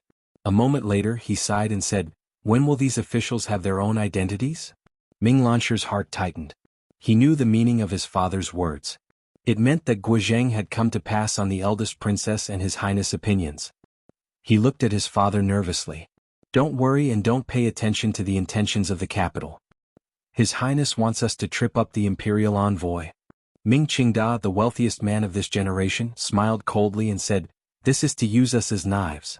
How could I be so stupid? Of course, on the surface, we still have to go along with them because no one knows what will happen in the future or who will sit on that dragon chair." Ming Lansher furrowed his brows slightly and said, "The order has already been issued. As long as the imperial envoy is in Jiangnan, we will have peace. However, constantly showing weakness like this is not a solution." "It is a good solution." A faint smile rose to Ming Qingda's face. "Commissioner Fan is not a demon who eats people without spitting out the bones. Since he can't openly hold anything against us, he also has to be wary of the backlash from the Jiangnan officials and gentry, so he can't just bring a bowl of water and swallow us whole in one gulp. If we are more well-behaved and give him enough face, presumably he will also give us some face. This Sir Fan Jr. doesn't even give the second prince face," Ming Lansher said with a pained smile. Ming Qingda smiled self-mockingly and said, "The identity of a merchant has always been on the level of history, but now it is the exact opposite. Sir Fan is the son of Lady Yi. Looking at his actions, he has always harmed officials but not the people. He also has no prejudice against merchants. He doesn't give the second prince face, but that doesn't mean he won't give us face. When all is said and done, no matter how the second prince retaliates, he is just setting a trap for him in the officialdom. We have the ability to move the power of the people. Of course, as long as the situation has not developed to the point where blades meet, we must not provoke him," Ming Qingda said. Ming Lansher was a bit annoyed. These few days, he didn't know how many times his father had said that his father's behavior on this matter was overly cautious. It made him feel uncomfortable. Although he understood the reason, he still found it difficult to accept. Seeing the faint worry on his father's face, he couldn't resist comforting him. "Father, if it really can't be done, let's stop." The top and bottom of the stone steps were silent for a while. Ming Qingda, the wealthiest person in Jiangnan, slowly shook his head. A moment later, a severe light flashed through the eyes of this nearly 50-year-old elder. "There are some things that I cannot stop just because I want to." He immediately smiled coldly and said, "If I stop, what will the tens of thousands of people in the clan eat? Don't forget that the nobles in the capital have so many shares. Even if we don't do it, will they not stretch out their hands to ask for silver from me? The eldest princess, the crown prince, the second prince, and a few large families in the capital have gotten used to eating us. If we really stop this time, who knows what they will do. Never underestimate the greed of the royal family and officials. Ming Lansher gazed at his father and a glimmer of sympathy flashed through his heart. Who knew that the richest man in Jiangnan also had all these things he had no choice but to do? Ming Qingda said with a face full of hatred, "The Ming family appears to be doing well, but in reality, we are just an old hen that can lay eggs in their eyes. If the old hen doesn't lay eggs, those who originally supported us will probably want to kill us even more than the imperial envoy and finally eat a delicious meal of chicken." The hatred on Ming Lansher's face was immediately hidden. He cursed in a low voice, "If it wasn't for the fact that those people in the capital eat too much silver each year, we would be able to properly sell the palace treasury's products. It wouldn't be much worse than it is now. Even if the palace treasury is cut off by the imperial envoy, our family's businesses throughout Jiangnan will still be able to keep the clan going." Ming Qingda waved his hand, indicating that he should stop talking about this topic.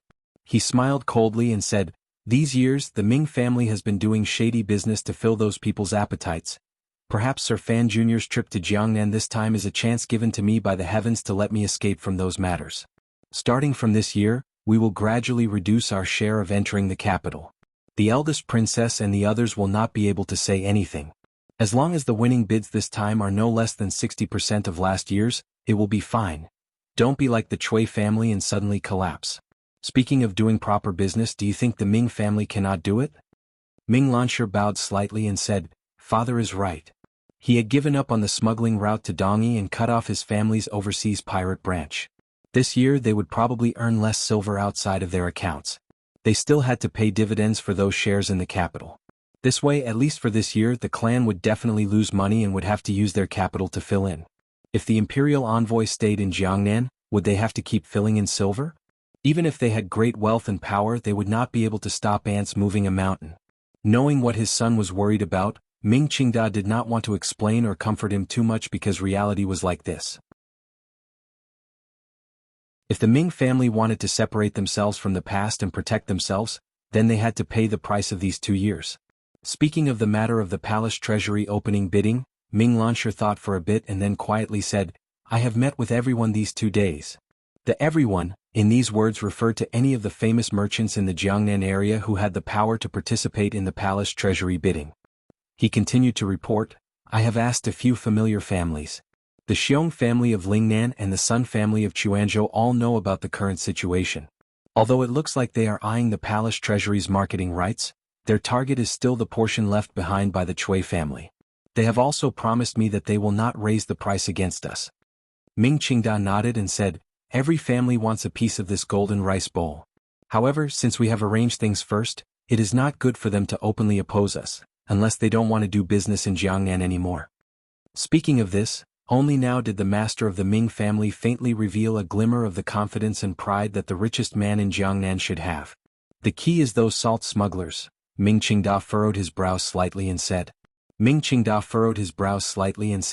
"Those salt merchants are all ruthless characters who fish for money between life and death.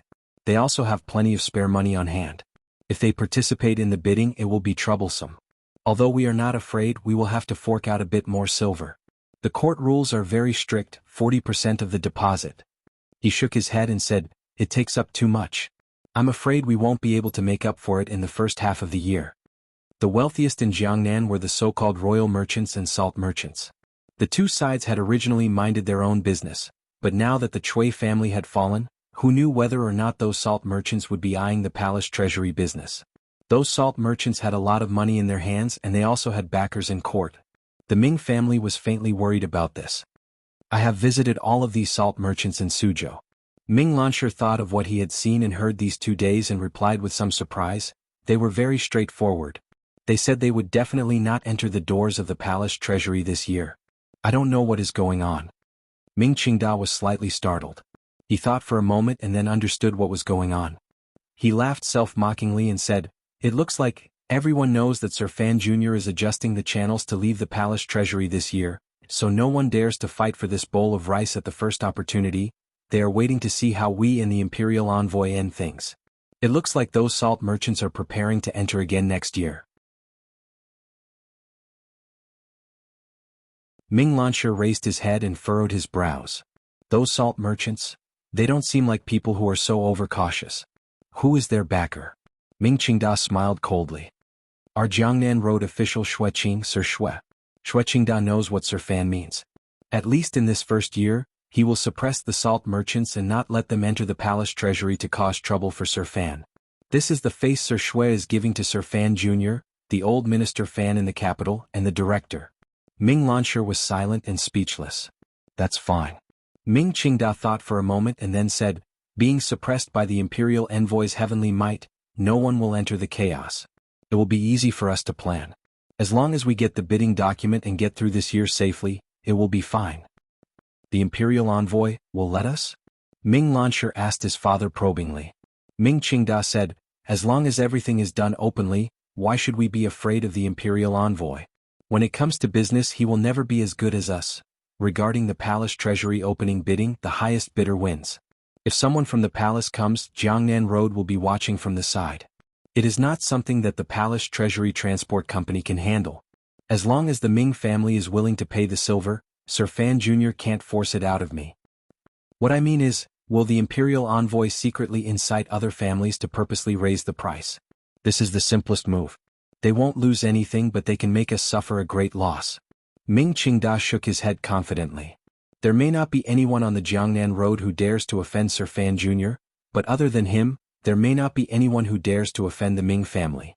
You also went to ask around earlier. Some of the more powerful families should be watching from the side this year. If he wants to find a puppet to raise the price, Ming Qingda furrowed his brows. Bidding requires clear silver. The Imperial Envoy doesn't have that much silver, so he won't be able to raise it much. A faint mockery rose to his face. Don't be blinded by that chest of 130,000 liang of silver.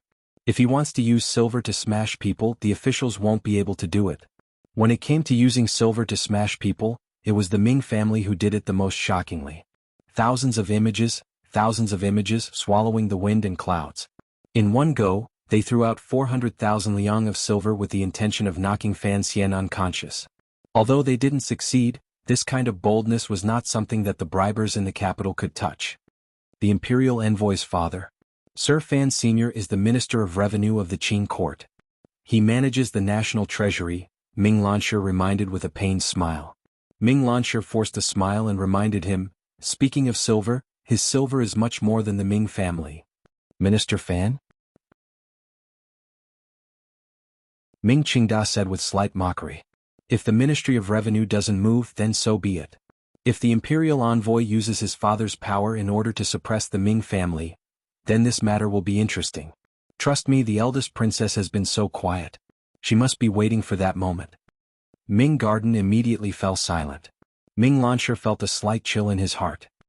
He knew that although his father appeared to be retreating step by step, he had long discussed with the nobles in the capital how to deal with the Imperial Envoy. No one knew how much blood and danger were hidden in the background of the palace treasury bidding. The matter involved the national treasury and the minister. Ming Lansher did not dare continue this topic that could not be said out loud. He calmly changed the topic and reported, based on past practice, the Taiping Money House's silver has already been prepared. Father has repeatedly warned us, so we have prepared an extra 30% of the silver this time in case we are caught unprepared when the bidding comes. The palace treasury bidding used clearly marked silver. Putting aside the 40% down payment after the deal was closed, the bidding silver itself had to be prepared in advance. Whether it was real silver or banknotes from a money house approved by the court, it had to be delivered to the special meeting place on the day the bidding opened. This was a terrifyingly large sum. For a wealthy family like the Ming family in Jiangnan, it would be difficult for them to immediately take out so much silver. After all, they could not sell land or homes. Furthermore, 60% of the bidding silver could be immediately returned after winning the bid. Royal merchants did not want to take up cash flow, so they would borrow it from outside. For large families like the Chui and Ming families, they needed a lot of silver each year during the bidding. They all used Taiping Money House to raise silver. Using produced goods as collateral had already become a custom. This year, they predicted that the palace treasury opening would be troublesome. Fan Xian would certainly think of a way to make the Ming family bleed more. Thus, the Ming family had the Taiping Money House prepare an extra 20% of the banknotes. Do not underestimate this 20%. The base number was too large. 20% was already a terrifying sum. It made the Ming family pawn off a lot of things. Taiping Money House can be trusted, Ming Qingda said in a low voice. It is an old relationship. After all, it is a business of dongi. Those people will have to rely on us for supplies. Yes, Ming Lansha replied quietly. Ming Lansha quietly replied, furthermore, we are not moving silver for no reason. Nowadays, there are always some supercilious people in Jiangnan who want to see the Ming family make a fool of themselves. If we can win the bid this time, it will be a slap to their faces. At the same time, it will let the imperial envoy understand that the family that can represent the palace treasury in such a large business is still our family.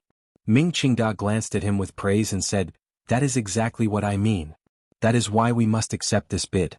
The system of the court requires such a large sum of silver to be placed on the transport company. The original intention is to get rid of merchants who do not have enough power. At the same time, it also helps the Ming family sweep away a lot of opponents. Of those who can move so much silver, one family has already fallen. Who else can? Unless the imperial envoy wants to see no one take over the palace treasury goods next year. Otherwise, you can only give it to me. What we have to ensure is, first, the price not too ridiculously high. Second, the binding. There will be pressure from the capital to force the transport company to follow the rules of previous years. The 16 items will be split into 4, 6, 8, and 1. We still only want that 8. The master of the Ming family still said only want for half of the shares. The confidence in his words was unmistakable. Ming Lansha accepted wholeheartedly. The seemingly tense situation became easy under his father's analysis of the system of the court. It seemed that only his family had the ability to win the bid under the absurd rules of the court. The matter on the sea has been settled, the master of the Ming family finally said slowly. You should also have that person in the family shut up. Hearing that the matter on the sea had been settled, Ming Lansha couldn't help but feel his entire body relax. That was the Ming family's biggest weakness. As long as it was cleaned out, based on the Ming family's stable actions in Jiangnan Road, Fan Xian should not be able to find any reason to oppose him. However, hearing his father's last words, the young master of the Ming family still could not help but feel a chill in his heart. He didn't know how his father had settled the matter on the sea or how the pirates entrenched on the island had been silenced. As for the Ming family's support, a portion of it had come from the military. His father was very tight-lipped, so even he, the young master of the Ming family, did not know which side of the military the capital had mobilized this time. The matter on the sea had been resolved by his father, but he had to resolve the matter at home. A ruthless expression flashed across Ming Lansha's face. Nightfall. The young master of the Ming family was in a remote golden room in Suzhou. He lay on the bed with his eyes gazing at the sky. No one knew what he was thinking. In his arms was a naked woman lying obediently like a kitten. Her slender fingers drew circles on his bare chest. This woman was Ming Lansha's third concubine. Because of her special identity, she had always been raised outside of Ming Garden. Lansha. The concubine's breath was slightly warm. She panted and said, I want more. Men hated to hear these words after the matter. Ming Lansha smiled coldly and said, want more? Don't you know how to be content? The concubine's expression suddenly changed. She gritted her teeth and said, what do you mean? Is it that the imperial envoy is checking hard and doesn't dare to go out on the sea? Do you feel that us two siblings are of no use? Ming Lansha smiled slightly and turned around. In a quiet voice he said, little darling, you've earned so much silver for the Ming family these few years. How could it be of no use? As his words fell, his hand slapped heavily onto the concubine's snow-white buttocks, sending up and down white waves. She pouted coquettishly. The concubine's eyes were like silk and filled with anticipation. Ming Lansha's face was full of smiles. He chopped down on the back of her neck and watched as the concubine fainted with a moan. He then used his own hands to steadily and mercilessly grip the snow-white neck that he had kissed countless times. To be continued. If you want to know what happened next, please log on to www.cmfu.com. More chapters. Support the author. Support original reading.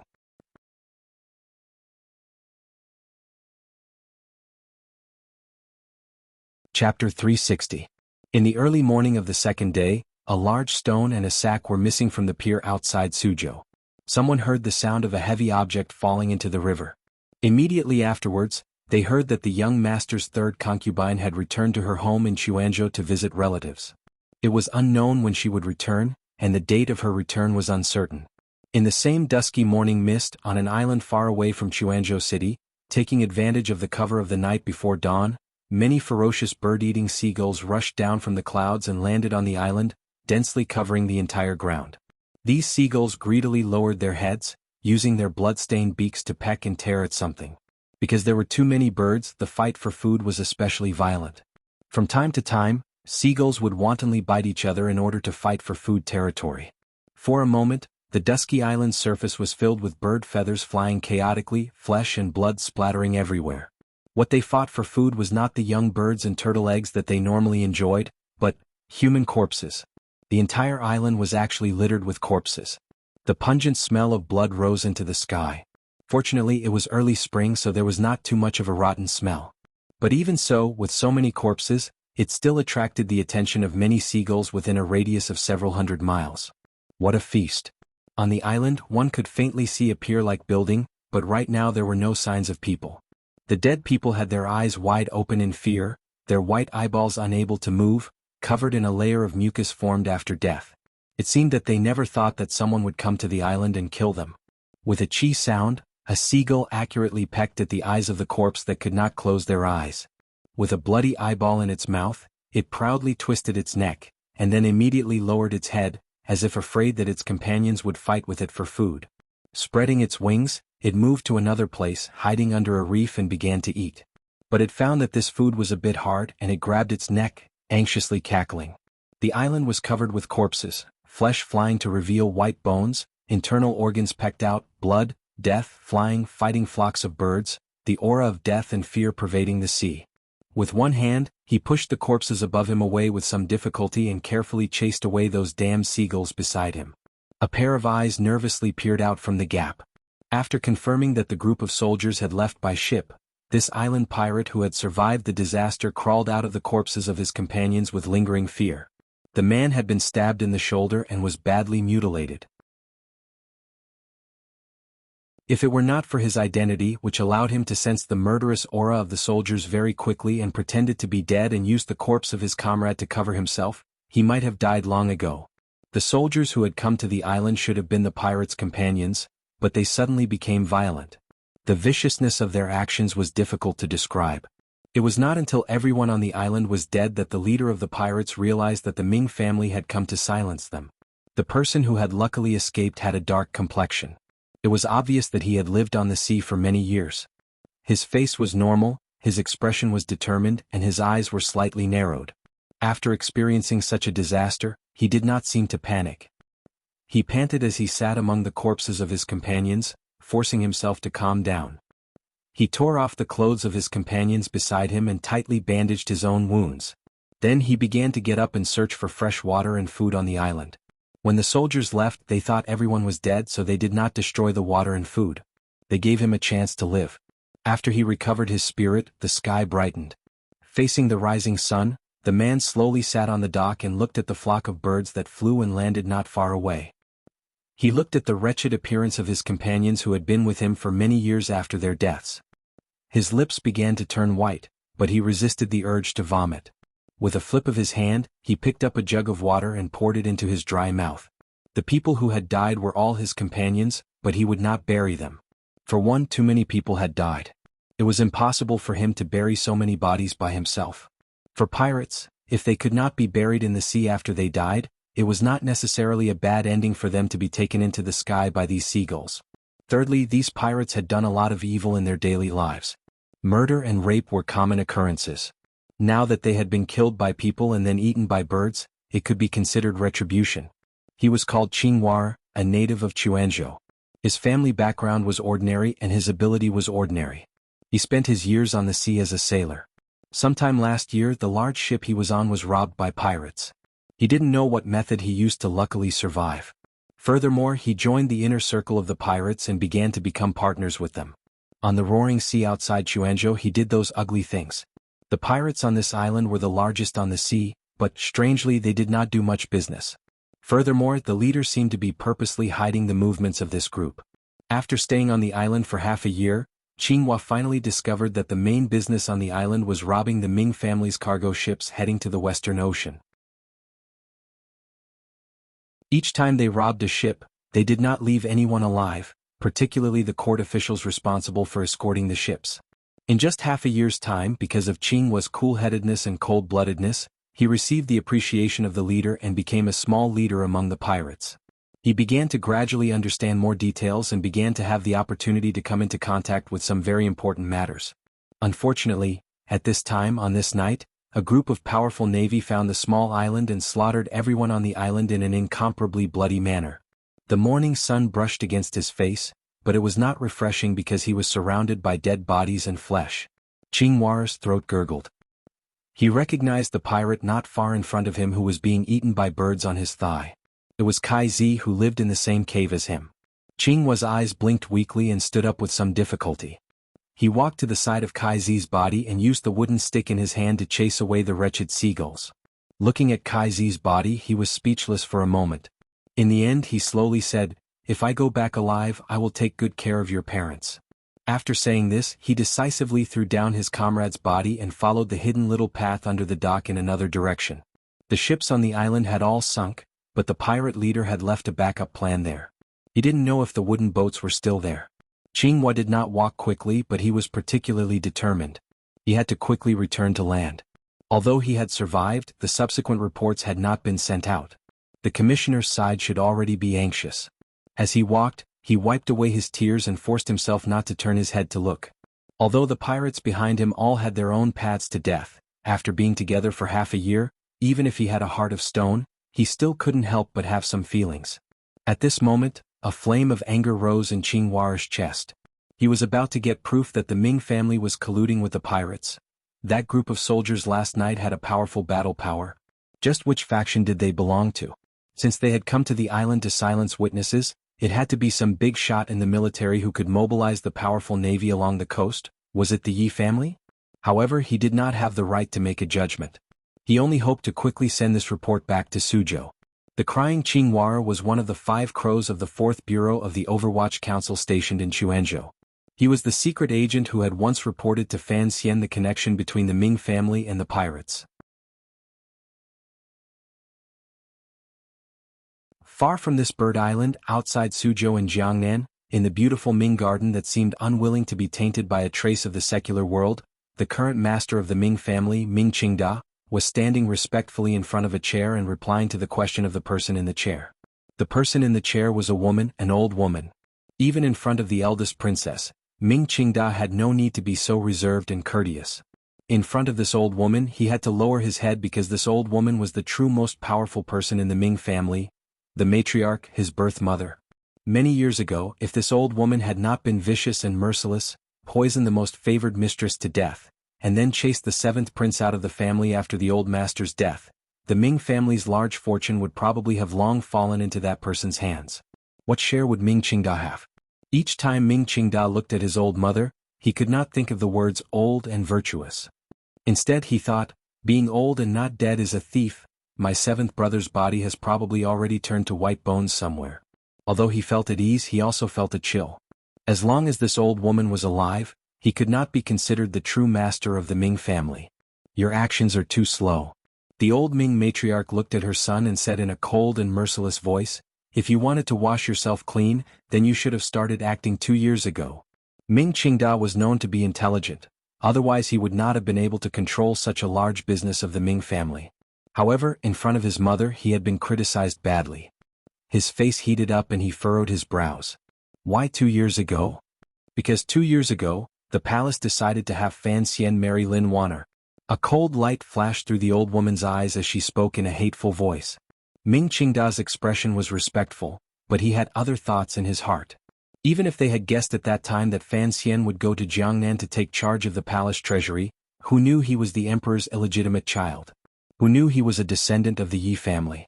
Who knew he would one day lead the Overwatch Council? This old woman, it looked like she was truly muddle-headed.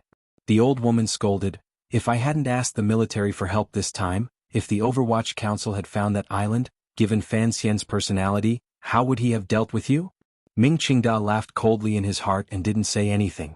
With a respectful expression, he replied, it is truly unfilial of me to make mother worry.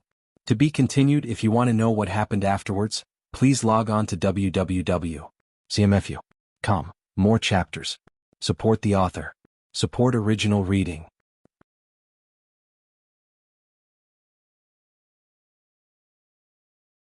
Chapter 361.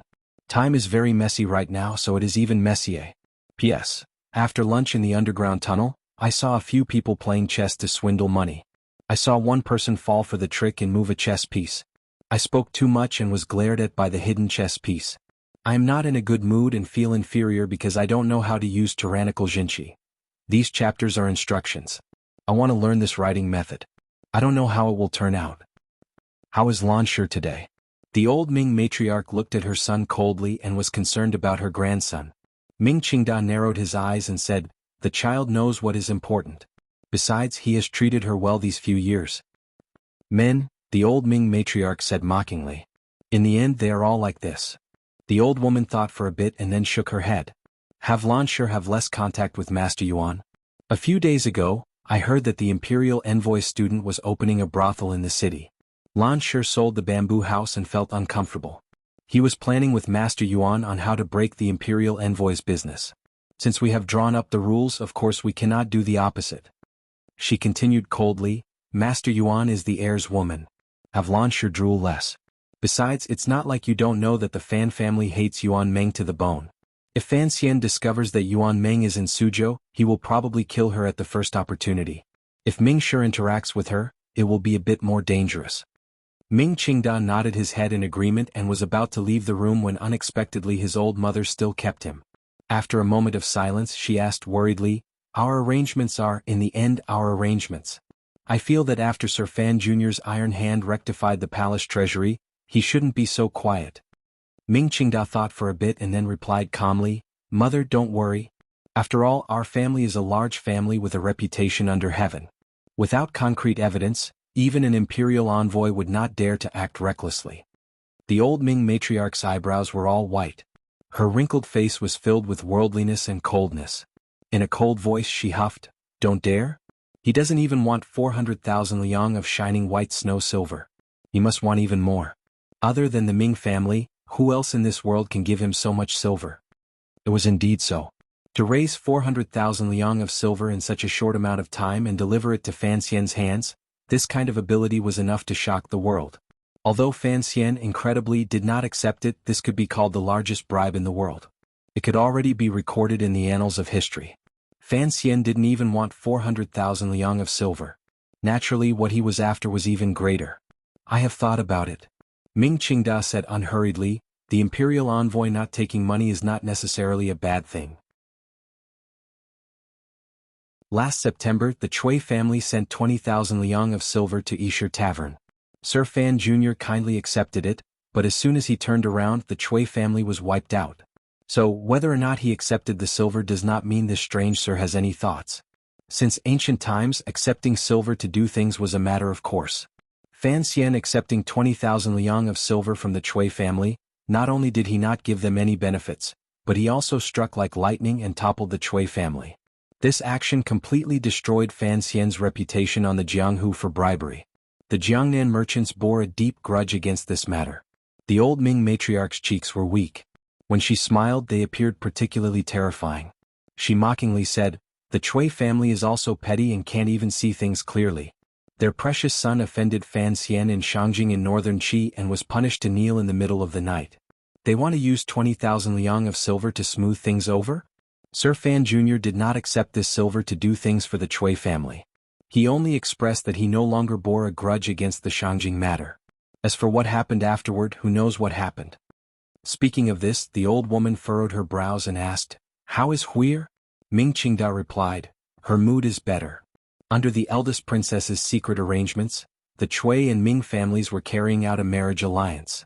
The Huir mentioned now was the wife of the third generation of the Ming family, Ming Lanshi Chui Zhihui. After the Chui family had been toppled by Fan Xian, although those prominent figures had survived under Yan Xiaoyi's protection, their families had been destroyed and their people scattered. Qin Guan had left in a romantic manner. The bride who married into the Ming family could not help but feel terrified and wash her face with tears every day. After talking about some family matters, the old Ming matriarch brought the topic back to the main topic. She narrowed her eyes and said, "The shopkeeper of Taiping Money House came to say earlier that the silver our family has deposited is pretty much all prepared this time. However, a few days ago you came to tell me about Zhaoshang Money House. What is its background? How come I've never heard of it?" I am a bit worried about Taiping Money House. Ming Qingda furrowed his brows and said. The Shi Chanli you mentioned earlier, I heard he had withdrawn a few large sums of silver from the money house. If the court or the imperial envoy has done something, I'm afraid there will be some problems. He saw that his mother did not say anything and was deep in thought. He then continued, Zhaoshang Money House is a new one. It only appeared in Dongyi last year.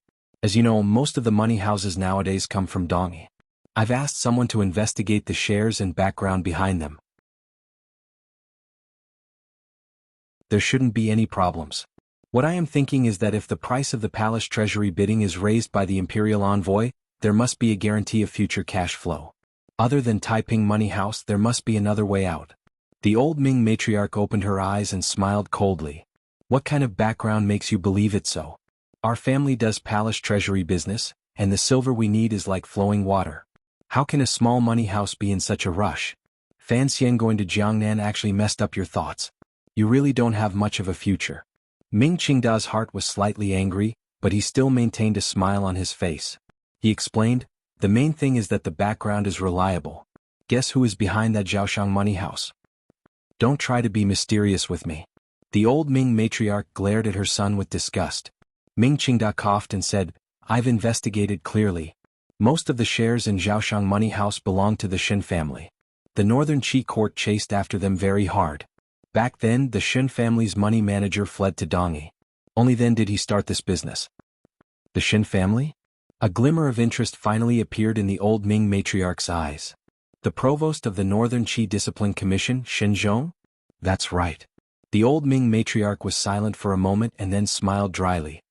The Northern Qi court confiscated the Shin family. Young lady Shin fled alone, and there has been a sum of wealth that has not been confiscated. Back then, Shin Zhong and the Cui family worked together to control the palace treasury smuggling to Northern Qi. Who knows how much silver was saved? If it was his family, then this money house does have some financial power.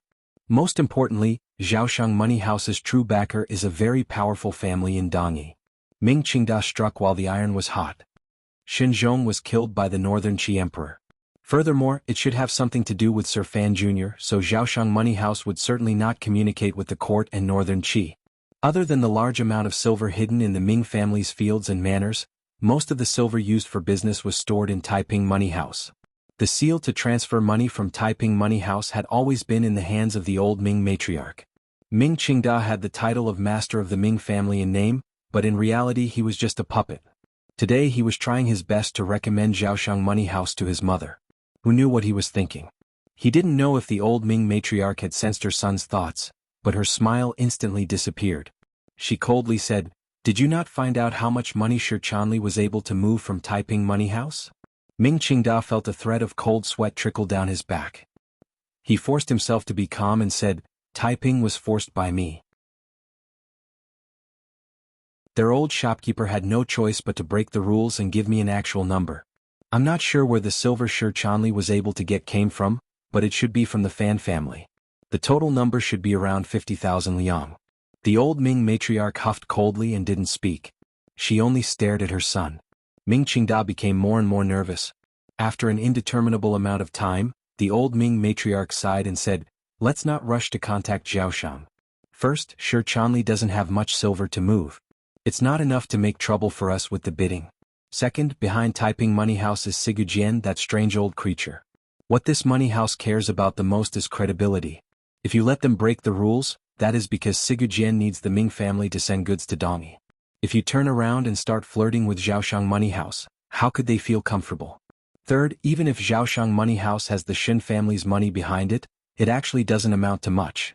Even if there are the large clans in Dongyi you spoke of, Dongyi is also very chaotic. The so-called large clans are probably a thorn in Sigujian's side. Why should we offend Sigujian? Ming Qingda raised his head as if he hadn't expected his mother to speak to him so warmly. The old Ming matriarch finally came to a conclusion. We can have some small dealings with Zhaoshang Money House. As for the palace treasury, we must still go through Taiping Money House to be on the safe side. Ming Qingda didn't say anything more. He always felt that behind his mother's warmth hid a knife that could kill without seeing blood. However, he was still not satisfied in his heart. In doing business, capital was important. If everything was placed in Taiping Money House, how could that work? There was a slight deviation in the judgment of mother and son. It was this deviation that led to the troublesome matters later on. If the imperial envoy can tolerate our family for a few years, then we will do as you say and continue like this. If he must destroy the Ming family, you know what to do. Ming Qingda bowed his head in acknowledgement. After a moment of silence he said, the Juanshan conference is next month. I'm afraid there won't be enough time. The old Ming matriarch looked at him coldly. Killing people is not an urgent task. As for the Juanshan conference, the Ming family has raised the Jiangnan martial world for so many years and protected them under the eyes of the court for so many years. Shouldn't they have some repayment? The killing people in these words referred to killing Fan Xian. The Juanshan conference was definitely not the martial arts conference that Zhou Lei had once wanted to use against Fan Xian. There were so-called Jianghu in the Qing kingdom, but the true Jianghu was definitely not like the plain beside West Lake. There were so-called aces in the wilderness. Aces at the level of the old Jiangnan water bandits were hidden in who knew how many places. The so-called Juanshan conference was the true gathering place for these so-called aces of the Jianghu. The Juanshan conference was never known by others. No one knew exactly how powerful it was. If Fan Xian truly wanted to exterminate the Ming family, a large family that had lasted for hundreds of years would naturally have a way to counterattack. Particularly at the moment, the shadows and professional assassins of the 6th Bureau were all over Jiangnan playing hide-and-seek with the Dongyi swordsmen. The defense around Fan Xian was not as tight as it looked. Ming Qingda clearly did not agree with this suggestion and said with slight mockery, I don't believe the Juanshan conference can kill someone that even Dongyi can't kill. Other than that, mother, don't forget that the imperial envoy himself is a top ace. He also has the Tiger Guard sent by the emperor at his side. Most importantly, that northern Qi Saint girl Haitang should also be by his side. The old Ming matriarch looked at her son with pity. Killing is putting one's life on the line. It is not a game that cares about success. If someone wants to kill our entire family and you are still considering whether or not you can kill them, then you will never have the chance to kill them. Ming Qingda smiled bitterly and replied, even if we can kill Fan Xian, so what? The emperor is angry and the world is shocked. Can the Ming family survive? Naturally, we have to do it flawlessly and give the people of the world a convincing answer, the old Ming matriarch said coldly. If Fan Xian can be killed, naturally, it will be Dongyi Sigujien who did it. What does it have to do with the Ming family? In any case, Sigujien has taken the blame many times these years. One more doesn't matter. Ming Qingda mockingly said, perhaps this excuse can only fool us, but it cannot fool the people under heaven, much less the Overwatch Council and the Emperor. If Fan Xian can be killed, the old Ming matriarch said expressionlessly, of course, it would be best if peace could be maintained. But if that day truly comes, I believe that the wise emperor of the Qing court will not shake the entire Jiangnan and the foundation of his rule for the sake of a dead illegitimate child. If the matter can be suppressed to the smallest degree, the emperor will certainly suppress it. A living Fan Xian is more valuable than 10 Ming families, but 10 dead Fan Xian cannot compare to a broken Ming family. The emperor does not like the Ming family, but he cannot destroy the Ming family. Thus, the emperor only hopes that this time, Fan Xian will be able to seize the Ming family completely into the hands of the court. If you can understand this, then I can rest assured in handing this family to you. A glimmer of hatred rose to the old Ming matriarch's face. When the time comes, I will throw in my life. Ming Qingda's feelings were mixed. Crying, he said, Mother, what unlucky words are you saying? He laughed coldly in his heart. The old woman was indeed old to be so muddle-headed in seeing things. If she really killed Fan Xian as she said, how could the emperor give the Ming family a way out? Throw in your life? Do you really think your old life is so valuable? To be continued. If you want to know what happens next, please log on to www.cmfu.com. More chapters. Support the author. Support original reading. You're tuning in to the Han Li's Wuxia Chronicles YouTube channel. We're so grateful for your support, and don't forget to subscribe to join us on this incredible journey through captivating stories. Your generosity through donations truly makes a world of difference, as it's the primary source of revenue that allows me to expand and enhance this channel for you. Thank you from the bottom of my heart for being a part of this adventure.